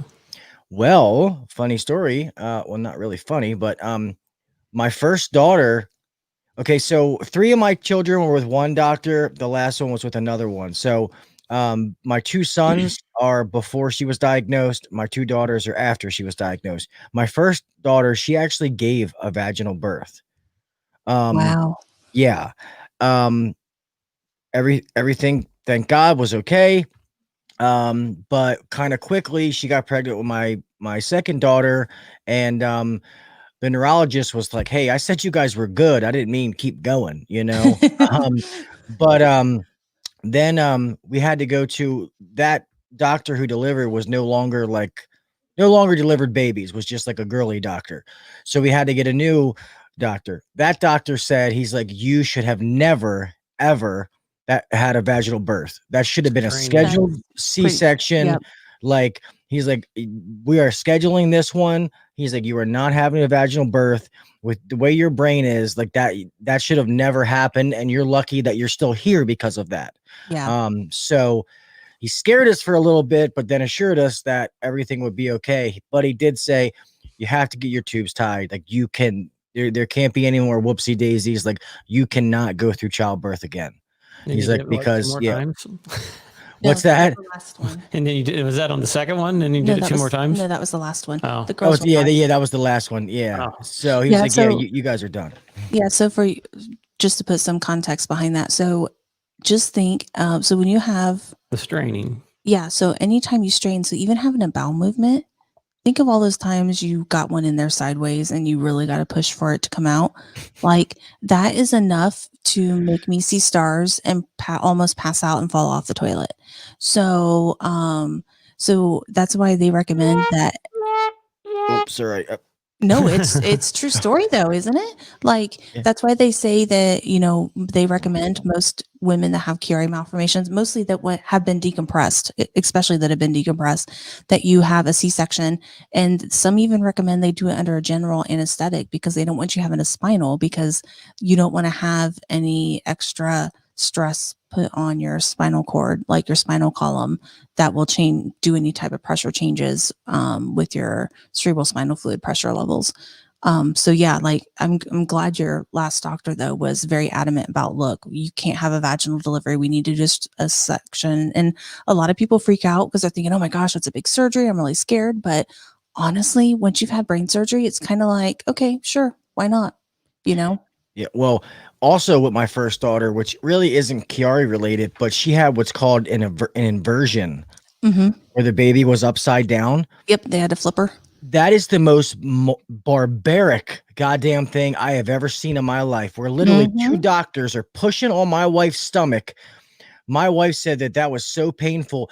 Like, I told the doctor, like, I was like, get your hands off my wife.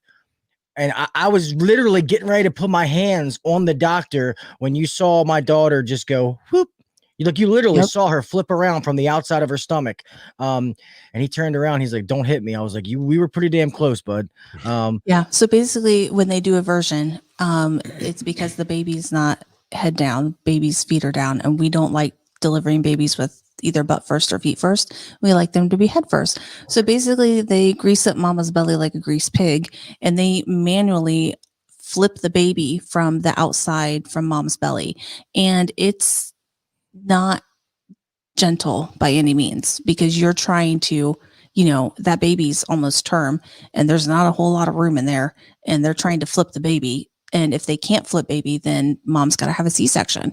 Sometimes baby will flip, like you said, and then you can do that vaginal delivery. But there's times, we just had one a couple weeks ago. We did aversion, couldn't get baby to flip, so they had to get cut. I mean, it just is what it is. But if you have a physician that's skilled at doing versions, and the patient's willing to try, and the doctor wants to try it, then yeah, I mean, a vaginal delivery, for most normal patients, is better than a C-section just because of the recovery time. Yeah. What up, rookie? We done with the slides? Yeah, you can get rid of that. I don't have anything. So, like, what all does your wife still deal with, Gil? She can't sleep at night. I can't tell you in years the last time she's had a good night's sleep. She, between different medicines, she still has the real bad, back pain, nerve pain. Like you said, she gets dizzy, she gets tired fast. She's kind of in spurts where she's got to do some stuff, sit down, do some stuff, sit down. Yeah. Very Frequent forgetful. breaks. Yep. Yeah. I mean, we can talk about something in the morning and I'll get home and she'll be like, what are you talking about? I'm like, babe, we literally had a detailed conversation about this when I was at work. She's like, honey, I don't remember. And so I just kind of, I'm like, babe, I'm like, it's okay. Don't worry about it. It wasn't a big deal, because when that kind of stuff happens, she just gets all like worried and upset, so I just kind of try to play it off. But her body changing and different things, it's definitely got her in a mental place that we're trying to get her better because Yeah, that's the hardest thing. I mean, I had to do therapy, like, well, not like I call it therapy, but like one of our pastors and his wife at church, like have the one pastor has his like doctorate in counseling. I saw them for a while because it's, you have to like say goodbye to your old lifestyle, and you gotta like, doing the whole like junior high school thing and trying to figure out who you are as a person is hard the first time. Then when you have to do it as an adult and try to figure out, oh crap, like now what am I going to do with my life? Like, who am I? And doing it again is hard enough. And then you have to deal with your body failing. I mean, our bodies are pretty much useless at this point. And you have all these responsibilities of being an adult in trying to take care of the kids, take care of your husband. I work full time. Like, I do not want to be on disability. Like, I refuse to do that. So, I make sure I work full time. I still play, well, not this year, concert band got canceled, but I play in a concert band. I play at church every week. It took me, like I had to almost like reteach myself to play my flute and piccolo again after I had brain surgery, because all that fine motor movement, even like learning to double tongue, which is a technique we use for really like fast passages. I had to teach myself. It took me like 2 years to learn to teach myself to double tongue again. And I still have days where my hands do not do what my brain is telling them to do. So it's a struggle. I was gonna say double tongue. I think some prostitute told me she would do that for $20 like 3 years ago. $20. You couldn't pick a better word. Man. $20. Love you long time. Yeah. I'll give you 50. Yeah. The fact that you work is amazing. My wife doesn't. That's her choice. She could if she wanted to, but the fact that you work, that's crazy. Good for you. Good for you. And it helps that, I have a desk job majority of the time. Like I said, I still have to go and do C-sections, but that's not my main responsibility. I'm a very like task-oriented person. I love numbers and data and being nerdy and doing like Excel sheets and all that kind of stuff. Me too.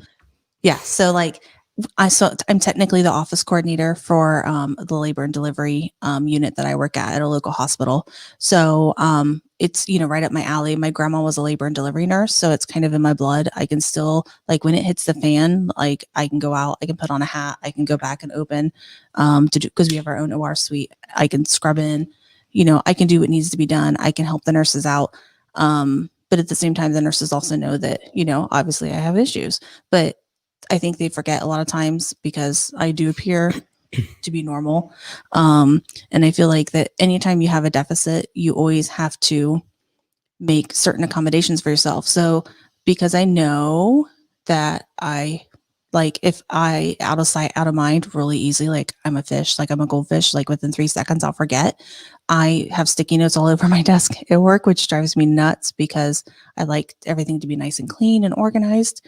But you just have to, I know these are the things I have to do. I have to write things down. I have to have a list. I have to make sure I'm extremely well organized, because if I don't, it'll get missed. And I'm not okay just because I'm like Dora Fish that, that's not acceptable to me. Like, that's the type of person I am, so it's like, I know these are my weaknesses and I just make these accommodations for myself. And I want to continue to work as long as I can. And I pretty much work to pay student loans, my car payment, and all my medical bills. And that's pretty much where all my income goes to. And then, occasional flute toys here and there. But yeah, for the most part, like I pay for, my candies, which I call my pills, my candies, like my, all my prescriptions and my medical care. I mean, when you get a $95,000, spinal cord stimulator, which luckily my insurance, I have really great insurance. When you work for a hospital, you've got really good health insurance. So, Rick and I, he's on his own, health insurance through work. I just have myself on mine at work, which works out great because I have like a total maximum like out of pocket per year is $5,000. So I've got really good health insurance, which is what I have to do. And I know Ray was asking if I had to do PT and OT. And believe it or not, I didn't do any type of physical or occupational therapy at all, because back in 2006, when I was decompressed, they really weren't doing a lot of physical or occupational therapy yet. I know, believe it or not, the county, the area I'm from, there's quite a few individuals, adults, that I have referred to my same neurosurgeon at University of Chicago that have had Chiari decompressions. I think there's something in the water over this way. I don't know. But the one gentleman that was decompressed quite a few years, about 5 years after I was, that's the new normal where they go to physical and occupational therapy. When I went, they didn't, like, this was back in 2006, things were different. They didn't even have like Chiari grade classifications. They do now. What's PT and OT? That's physical therapy and occupational therapy. Gotcha. So my occupational therapy was playing on my flute, and which I couldn't play. I was not even allowed to play on my flute for like, I think 2 months after I had my surgery because of the strain it would put on my brainstem, from having all that stuff done. So, and there's times like playing the piccolo, and it always never fails, like super, super like stratosphere stuff where it would make like the dogs like whimper, like super high stuff. Like I have to be very careful, like when I play those high parts, because I have to make sure that I stay relaxed and keep my throat open and that I don't strain, because as soon as you start straining the back of your head, like even singing, I have a hard time singing. I don't know if your wife sings or can sing at all, Gil, but I mean, I have to be very, gotcha. Yeah. I'm sure Rick probably says the same thing about me too. Well, yeah. Well, so I don't put my foot in my mouth. She doesn't work where she gets a paycheck, but she stays home and takes care of the kids. So if she watches this after, I don't get like smothered in my sleep, which I couldn't do that. It's huge. I would lose kids if I had to stay home. Child care costs more money. I mean, these guys can be making 20 some bucks an hour, and child care costs more money than what you're making. So it's not worth it when you have kids. And I can't even take care. I mean, I don't know how she would do it. Like, I don't know. I never had children, and I was lucky enough. I was able to get a hysterectomy when I was 27, because I feel like that really helped with my symptoms too. Like having my parts repoed, like really helped calm down a lot of my like monthly flares, if you know what I mean. And I never wanted children. And I think also a lot of it had to do with all this medical stuff, because I knew there was a really high chance that all the crap I'm dealing with, my little mini human would have to deal with all this too. Because when you have Chiari, it goes one of two ways. Either you know about it as a child that you have it, and you start having brain surgeries, like constant brain surgeries, like your entire life as a child, or you end up getting diagnosed in your 20s or your 30s. And there's still the chance that, I mean, not for me, but for a lot of people, they will have multiple brain surgeries throughout their life. And if they have a shunt put in, those things malfunction all the time. So they are always having brain surgeries to have their shunts replaced. Which is a valve that drains the fluid off the brain into your stomach. Yeah, because you have and it has a check valve. Literally has a check valve. I'm sorry. I gotta go pee pee. I'll be right back. Go pee pee. Oh, where's I have the poopy. Adam left too. Man, everybody's peeing and pooping. You know what? I need to go poopies. He's got his pea shooter there going. He's giving the kids a hug. He's got to go poopy too. That's that. We put that on the road podcaster for Chris. Yeah. Since the running joke is that he always has to poop. So Adam, you said your wife had something going on with her too, didn't you? She has medullary kidney disease. Oh, okay. So, which means at any given time, she has hundreds of kidney stones. Oh, that's right. That's what Erica has. Like, it's like a stone quarry inside their kidneys. Yeah. Which is bad. Whew, I've had a kidney stone. I've had a couple kidney stones in my life. And wow, that's my, when anybody ever asks me what my pain level is, that's my number 10 pain is a kidney stone. Really? So yeah, that's where I relate everything to. She never had anything until a few years ago, maybe 2 or 3 years ago. And my son called me when he was home for Christmas break. And he's like, "You need to come home right now." I'm like, "Why? What's going on?" He's like, "Mommy's on the floor and she won't stop crying." Oh boy. Oh. Yeah, so I sped home, took her to the hospital, and yep, that's when we found out. So now it's Poor just guy. an ongoing thing. That stinks. What did they do to Erica? She had like lithotripsy where they went in and broke out the stones, and she had a stent put in, which I've had a stent like where they put in a stent to keep the ureter open, so what drains from your kidney down to your bladder. And those are not, you can just feel it inside you, and it's just not comfortable. But yeah, they did the lithotripsy where they use high frequency sound waves to bust up all the stones, so that way you can pass all like the dust and like it breaks up the stones so that way they're smaller so you can pass them out. And I know a lot of men that have kidney stones like say that is like the worst thing ever, and I feel like it kind of is for them, because your urethra, which is the part from your bladder to the outside of your body, is just slightly longer than females. So you have that extra additional appendage, length there that you have to pass the stone through. But yeah, that's not fun either. And there's really not a whole lot unless you can do like a 24-hour urine to see what type of like what you have in your urine that's like forming all the stones, because there's different, you can have calcium, like high calcium levels. Yeah, she's like in the process. She did that, and I feel like she didn't schedule another appointment very quickly. She just went back. I don't know where we're at with that, because it's like doctor visit after doctor visit after doctor visit. And then one doctor doesn't do one thing, and then you have to go do the test at another doctor, and it's just like, I don't know, Yeah. It's just I go through kidney stones. Okay, so that's what we were just talking about. Yeah. Yeah, it's it sucks. I've had bad cases when I was a kid. It started with like the bedwetting stuff when you're little. And my oldest son went through that, so I was kind of scared of him, but he's good. And since the time that I became an adult man, I'd probably say 20. I've probably had kidney stones like 13 times. Wow. I've only had to pass them. Maybe I think this recent time was the 5th time, but it sucks. And I take medicine to help so things don't stick to the linings of my kidneys. It helps me flush, so I piss like a racehorse.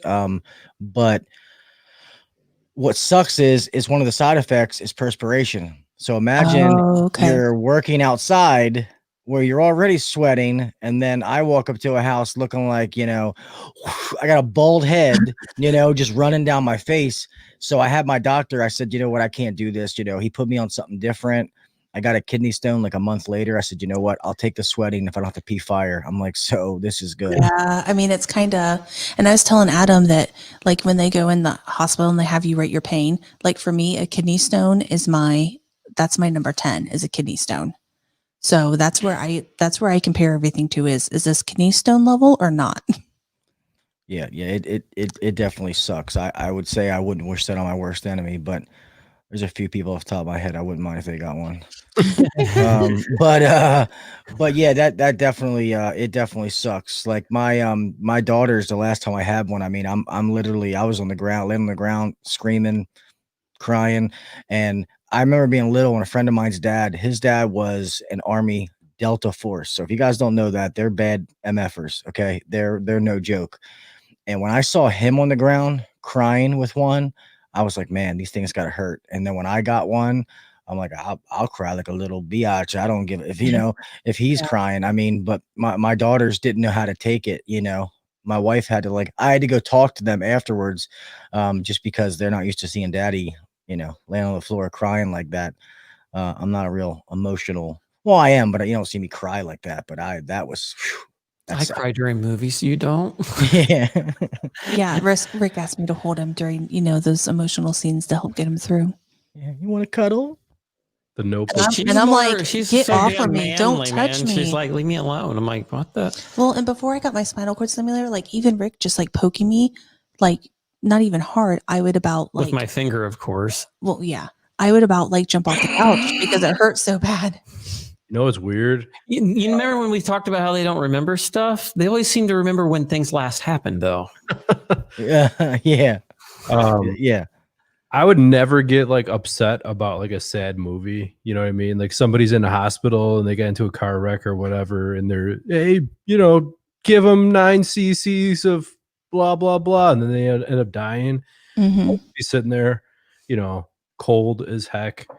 And then my sister died like about, what is it, 11 years ago, 12 years ago now. And I was like, we were all in the hospital. My whole family was in the hospital. And like, she had liver failure, and we were watching it happen. And we watched like the freaking light go off in her room and all these people rushing in and trying to like save her and everything. So like, I just remember that. And like her organs were failing. And I remember like there was like blood coming out of her ears and her nose and everything. Oh, that's hard to watch. I was like praying for her to die, because I'm like, she is like hurting so bad right now, you know?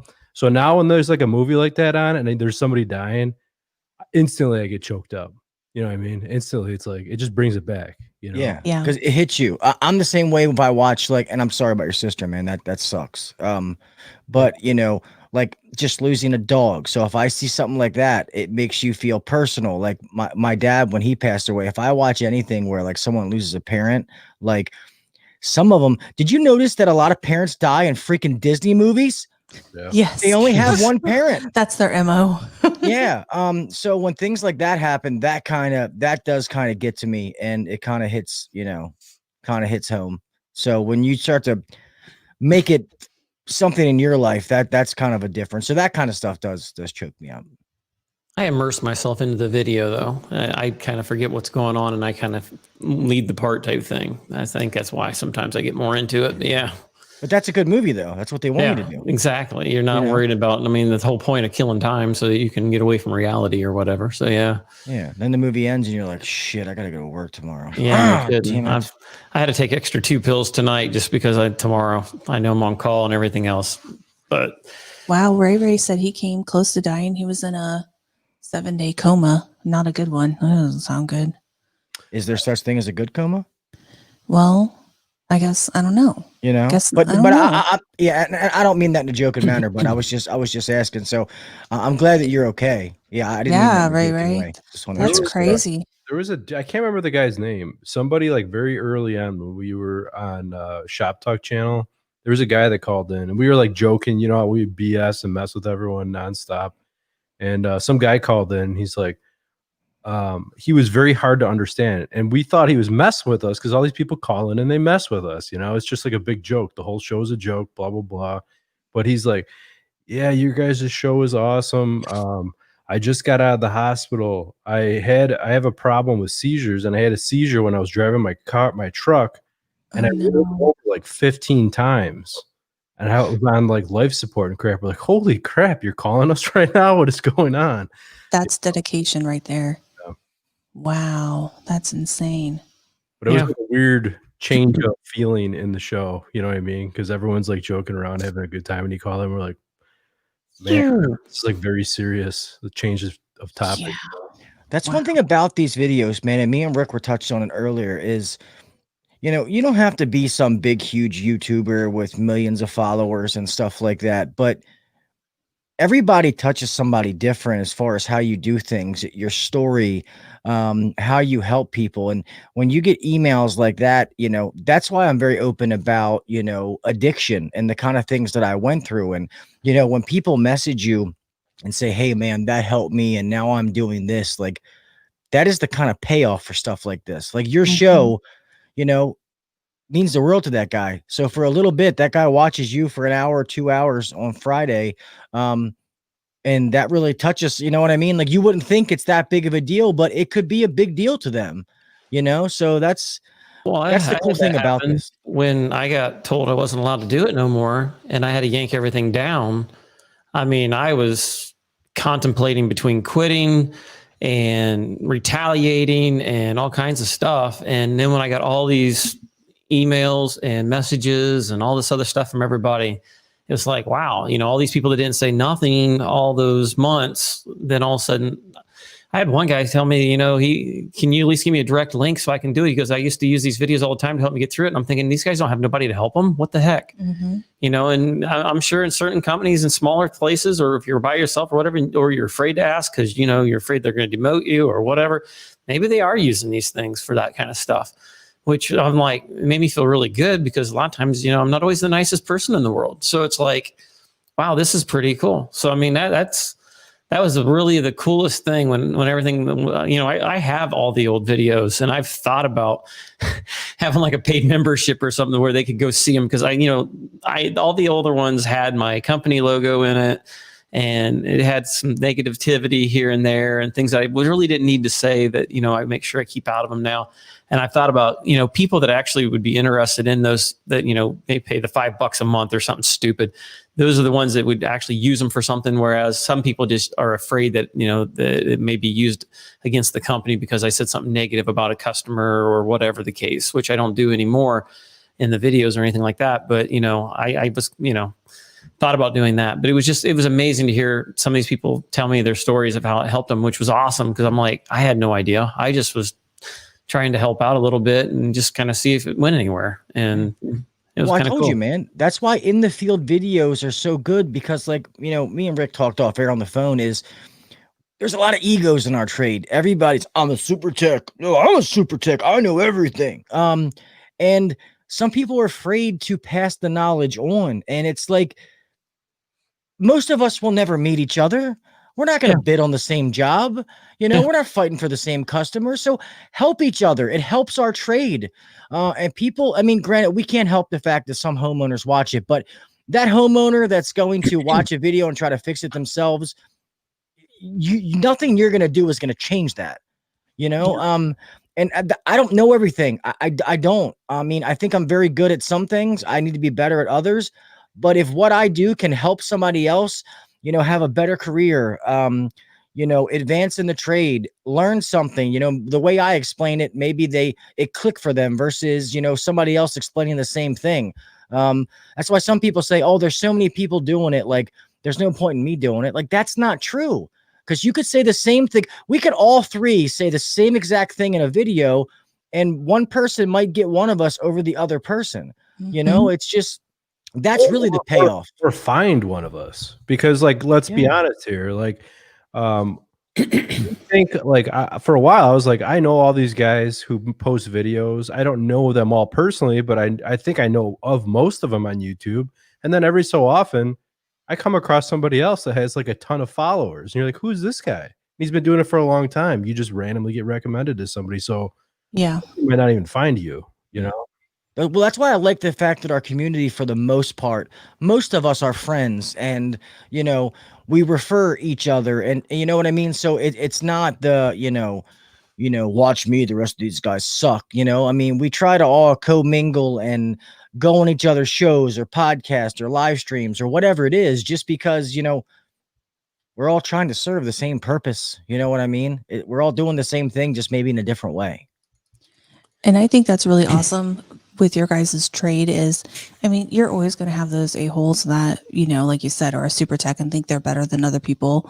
But I really enjoy seeing the camaraderie, and I love how when people team together, I just think that just is so cool because, like you said, people may get one nugget from someone, that one person may resonate with them, whereas every person could say it the exact same way, but that one person, just for whatever reason, reaches out to them, just reaches them, and just, grabs their attention, because you never know what you're when you say something that's going to really impact people for someone. Different reasons, our personalities. People like people for whatever reason there is, that's what's so crazy. And then the places we're reaching. I had a guy, I noticed something was different about his name. And what I've noticed, a lot of these people that don't speak English and stuff are from different countries. They use translator and all this other stuff. This guy was from Croatia. And I'm thinking, what the heck, man? I got people in Croatia, India, Spain, Sweden, Germany. They're all over the freaking world. Cool. I've never been to any of these places in my life. The only place I've been is Canada, out of the country. And I probably will never get to go to any of these places, but my face in a video has been there. It's so weird that, somebody has went through the trouble to, either figure out our language so that, I'm sure probably the closed captioning might have the option of switching it to a different language, which might be how it's done, because I know the English translation works almost dead perfect, even with my voice, where, a lot of people are like, oh, I can't understand you or whatever. And, it just amazes me. And that's just really cool. And as far as the competition among us, I thought I was some really top shit before I came to where I'm at, but all I did was residential and light commercial prior to. And then I found out, hell, there's so much crap that I don't know. And that's why a lot of times I'm sharing a lot of the stuff that I'm sharing, just because it's like, I didn't know it was out there, and I sometimes just want to make it easier for somebody else. I don't know why. I'm not always the nicest person, the most giving person, but I kind of like it.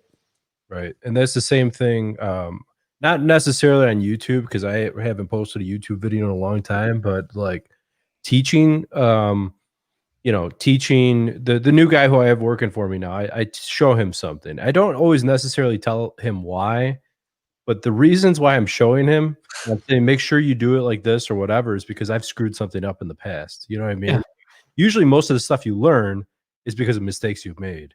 Yeah, most of the things I'm pointing out is things that I've done wrong. I'll be like, hey, put your hand behind this when you're going to turn this wrench, or hey, put a pair of gloves on when you do this, or whatever the case. I mean, I've broke the stuff. I mean, there's all kinds of things I've done wrong and busted things, or had to figure out a way to get the screw out, and all kinds of other mistakes that I've made that, it's just like, don't over tighten this. Just use 2 fingers instead of using your whole hand. That's just a generic method to maybe not over tighten it. Use a 6-inch wrench instead of the 12-inch, and there's a reason why I'm telling you these things, because I've screwed it up. I mean, that's the best way to learn. One thing that I use now that was told to me when I started working for my dad years ago is this guy, Mr. Charlie, that worked with him. He said, Gil, they used to call me Junior, but he's like, the only difference between me and you is I've made a shit ton more mistakes than you have. And that's what he used to tell me. So that's why I tell a lot of the younger guys. I'm like, that's the only difference, is I've made more mistakes than you. So I'm going to try to teach you things, so that you don't have to make the same mistakes. Plus, I tell guys, you can't be afraid to make mistakes. Everybody makes them. You just try not to make the same mistakes. That's how you learn. But real fast before I forget, one thing that's cool that I love about the podcast is when you go on the hosting site, you can download a map of the world, and it tells you where people are downloading from. So when you get to see that people are listening from all these like goofy places, and you're like, how the hell are they? You know what I mean? Like, why are they? How you were talking about the videos? Like, I agree. We're one of the that's few really countries that don't teach all these other different languages. A lot of these people teach 5 different languages. That's what's crazy. Like, what's that? Gosh, what country is it? It's their second language, or actually their main primary language is English. God, I'm trying to think of they speak really good English. It's where most of the call centers, and it's not India. Where the Oshi guy was from, I told you about. Can't think of what it is. Was it Croatia? No, that's like over Sweden? by, Sweden? No. I don't know. Anyhow, they're tan, but yeah, it's just well, they're not Real black, they're tan. specific. I'm trying to think of what the freaking Here we go with the colors again. whatever. Purple, pink, Red, white, yellow, blue. They all love you. Blah blah blah. Yeah, but yeah, it's just I don't even know where I'm going now. But yeah, if you guys, obviously, you probably know, I've never listened to podcasts till probably this year. So make sure you check out Gil's HVAC Uncensored podcast. I mean, they have got all kinds of interesting stuff. Everything from building your business, how to become a better technician. I've listened to at least probably 7 or 8 different ones, and I never knew this stuff existed. So, I mean, if you got a job where you don't have to put a lot of concentration into it, it's awesome, because you can listen and just do your mechanical thing, like changing a heat exchanger. I was listening to one of yours, and I was changing a heat exchanger on a Carrier furnace, like, I don't know, maybe it was last month or a couple of weeks ago. And I listened to, it was the one where you talked to the guy from down in Texas, the school that's 6 weeks long or 8 weeks long that crams it through real quick, and a few other ones I listened to. And that's the thing I really like about you. I mean, you're straightforward and honest about stuff. I mean, and if people don't do the right thing, you call them out on it and bounce them right out of there. I love that.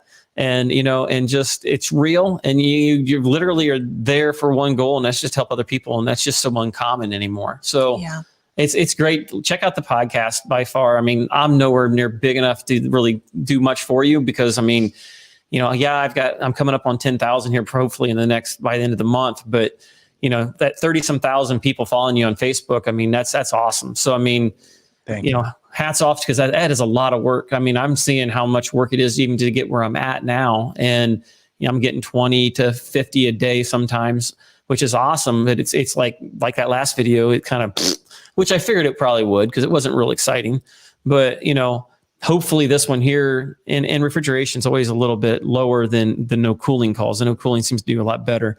but it takes a lot to build these things up, guys. I mean, yeah, we make a little bit of money, but you know, until you get up to Chris level or stuff, you're really not making near the money, making the money to pay off the amount of time. I spent literally probably 4 hours, maybe a little more on that video, cutting things out just because I watch it and it's like, okay, I'm losing interest.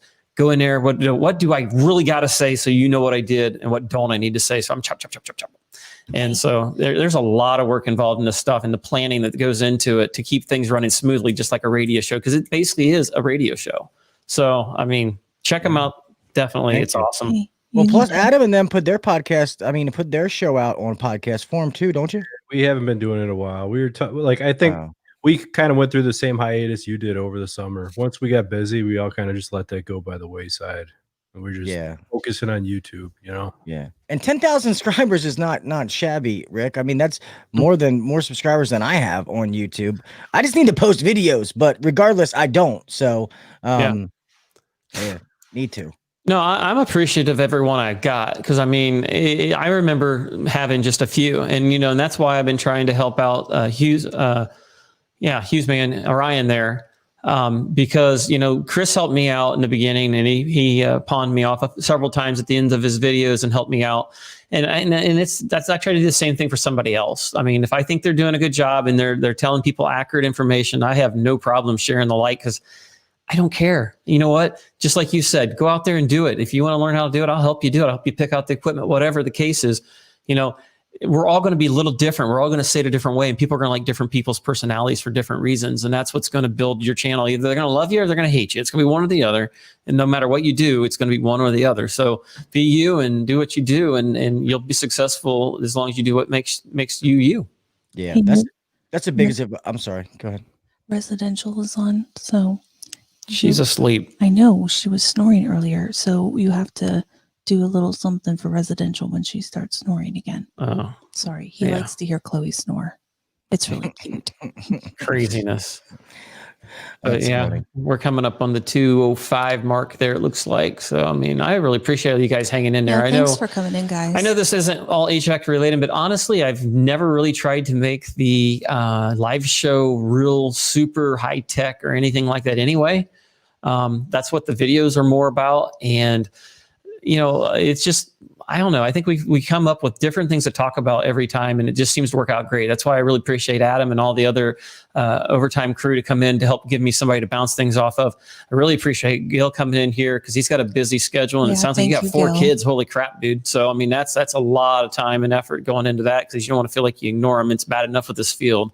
You know, I'm already getting that blues to where it's like, did I do enough with my kids, you know, type thing now that they're all gone. So it's like, you know, it takes a lot out of you, and there's a lot of time, and your time becomes more valuable as you get older because you start seeing things just slipping by, and it's like, man, you got to use your time wisely. He's going to go into a midlife crisis anytime now. That's why I bought some more Milwaukee tools. I got some more lights. So I got those on the way home. What we need is more flipping flashlights around here. I love lights. Where can you donate to a Chiari cause? Oh, that's a great question. So I really like Conquer Chiari. They are based out of like Akron, outside of Cleveland, and they do a whole ton of research. So I can have you maybe post that link in the description. But yeah, if you just type in Conquer Chiari, and Chiari is Chiari, they do so much. Like they're like one of the leading like research groups. They also do the Chiari walks across America. They're the ones who orchestrate, and which I don't really think they're doing. A lot of the walks have kind of been put off this year because of COVID. But yeah, like it's really, they do funding. They give out grant money. I can't tell you how many papers my neurosurgeon in Chicago has been involved with from grant money. Because he does mostly pediatric patients, but he does adult Chiari decompressions. He has done so much great research for Chiari because he's gotten grant money from the Conquer Chiari organization, and they're the lead. And also there's Bobby Jones is another one. I think they're also based out of Akron, Cleveland area, but by far, I feel like Concord Chiari is like a really, really great place to definitely check out because they pretty much have it going on, and they're the ones who are leading the way and trying to get the research going and trying to figure out like what we can do to go full steam ahead. I agree. They're good. There's the Chiari Warrior Foundation too that I've always I need to check them out too. Yeah. Yes, we could post those links in the descriptions. Good question, Adam. Thank you. Way to go, Adam. Boom. He's always helpful.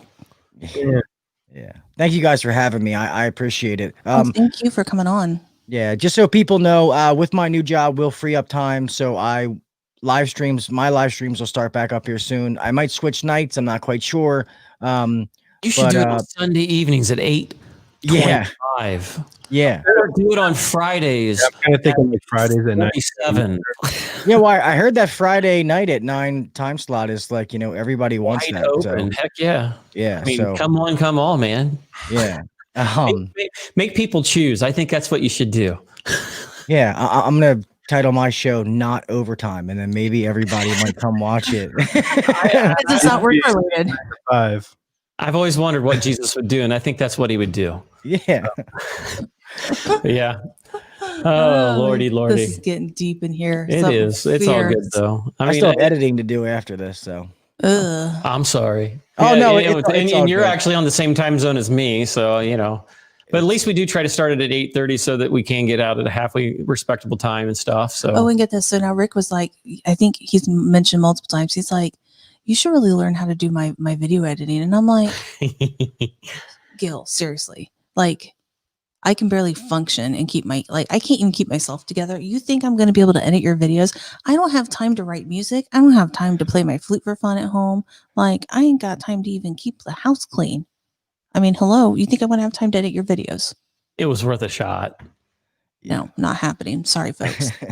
And plus, I mean, I will have to say that if I did edit his videos, you would know because there would be a lot more comedy in them and probably some borderline inappropriateness. Like I would be pushing the envelope, but they would be a lot more comedic. Just throwing that out there. Well, every time I do that, you're like, no, get that out of there. Well, that's because your comedy is lame and not appropriate. Thanks. I'm the angel that sits on his shoulder, folks. Just saying. Nice. Thank God my wife's not involved, or I'd probably be in trouble. Well, she might play this back. You never know. I bet she's watching anyhow. She's probably curious. She might, and she'll play. Like if I walk upstairs after this, it's one of those things with the phone where she's like, "Hey, what are you doing?" Like, what are you doing? Talking to your boyfriend. And if she does check it out and she wants to get in contact with Laura, oh yeah, absolutely. Text me and I'll give you her phone number. If she ever needs, if anybody that's watching this, if it's 2:00 in the morning and she can't sleep, she might be awake too. Yeah, and I'm so willing to talk about my struggles with Chiari and chronic pain, like all that. Like I am totally all about that. So like anybody that like struggles with it or knows someone that is like, I feel like it helps to have someone that understands because I mean, Gil and Rick, like you see what we deal with, but you don't live in our bodies. So it's not the same. Like you don't have to deal with this all day, every day, every second of the day. So like, I am all about like, cause sometimes you just need someone to vent to. And like, I don't want to vent to Rick cause he's going to be like, oh yeah, well look at this. I sliced my thumb open. He's done that before. And I'm like, really, we're going to go there? Like it was pretty bad.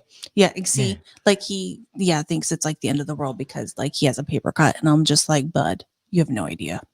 Yeah, no, I really like we've talked about. I mean, I wish that you guys would talk and open up. I think it always could be later. I mean, she probably wanted to fill her out. So understand. That's cool. Like, and I totally understand. I mean, and we all deal with things differently. I'm different. Like I act more like a man, I think, my personality wise, and I use sarcasm and. Well, her brother's a real prick. So, I mean, as you've seen, he picked on her quite a bit. So sorry about that, dude. He was the kind of he's brother, asleep by now anyway. Yeah, he was the kind of brother that come up, probably fart right in her face, and stuff like that. I mean, so he broke her in pretty good for me. So yeah, exactly. He broke her pretty He did. Yeah, like I get away with a lot of stuff thanks to him. I'm able to just not even like pay any attention to Rick because my brother is like taking the cake all these years. But But like, no. And people, we all deal with it differently. It doesn't matter what it is. Like we all like have our own coping mechanisms. Some of them probably aren't as healthy as others. I like to use avoidance, or, you know, just not even like since I'm so task oriented, like that was a huge blessing for me. God made me like, I'm task oriented. So if I'm working on a project, everything else around me disappears. So sometimes if I'm really involved in something, like I don't notice the pain so much, like, or I don't notice like, you know, whatever's going on. So I'm able to focus on a task and get so enthralled in it that everything else kind of melts away. But that also kind of works like as a disadvantage at times too. But yeah, I totally get it. I'm totally open anytime anybody needs it.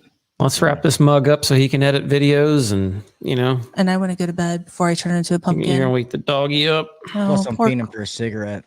Ugh, you got to quit that stuff, man. Yeah, It'll kill you. smoking is bad. I know. I know. Chloe, It's are you bad. CB? Chloe, are you CB girl? I got Yeah. a 5 cigar tip yesterday. A what? Ooh. A package of 5 cigars. Nicaraguan. What? Oh, they're pretty decent too, aren't they? Yep. Yeah. Smoking sucks, man. And it's a mental thing. I quit for like 8 months before my dad got sick with cancer, and then the stress drove me back. And now I feel like I smoke more than I ever did. It's bad. I definitely need to quit. So how'd you quit before? Just doing it. I mean, I did the vape a little bit. I'd use the gum and stuff like that, but it was I don't know. I guess now it's such a mental thing that I'm just like, oh, I did it once and I know how hard it was. Like, there's no way I can do it again. But a friend of mine who quit this time, and he hasn't smoked in like maybe like 3 years. And he's like, don't put any pressure on yourself. He's like, just do it, and he's like, next thing, all of a sudden it's 7 days, 8 days, 2 weeks, a month. And then once you get to like a month, 2 months, you're like, well, shit, let me just not smoke. You know what I mean? Yeah. So that's what I got to try to do. Talk is cheap. I got to just do it. Just do it. Now, does your wife smoke? No.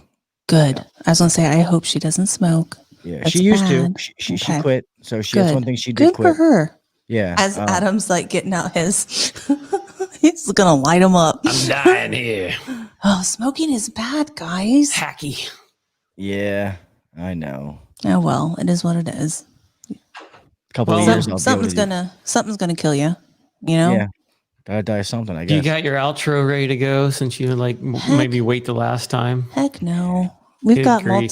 multiple outros. We got They're a lots lot. of We fun. got a lot of outroing. We need to come up with some new stuff and things like that. But just right now, it's been so crazy trying to get writing in. Which I got to do some good writing yesterday. Some people was like, "Hey, that was the best part of the video is the write." And I'm like, we went to Central Ohio, went riding over there, and they got a lot of hills and things like that. So I got some pretty cool footage on it. So I might throw that at the tail end of a video after I say my goodbye type thing. And that way, if somebody wants to watch it, they can. That way they don't get bored. But once again, thanks for coming in, Gil. Guys, make sure you check out his podcast, HVAC Uncensored. And Adam, as always, thanks so much for coming in, helping bounce things around and sharing your story with your wife and stuff. Same thing with you, Gil. Yeah, thanks for everybody for coming in and listening to me and ramble. most importantly, thank you for all the viewers that stuck around and went through it with us and stuff. And like I said, if you guys have an interesting story like that or what have you, you can always email me at HVACRsurvival@gmail.com. If you have any questions for Laura, I can forward those over to her or what have you. And that's about it. We'll go ahead and put some links down at the bottom to as far as the donations and links to Conquer Chiari and a bunch of other different things. And we can go from there. So till next time, guys, have a great night. Have a good day tomorrow, and we'll catch you on the next one. Bye-bye. Bye-bye. Bye-bye. Thanks now. Thanks now. Bye-bye. Bye-bye. Bye-bye. I want to see motion, movement. Bye-bye. Bye-bye. Okay? Bye-bye. Take care. Bye-bye. We're done. Finito. See the door, use it. You're still here?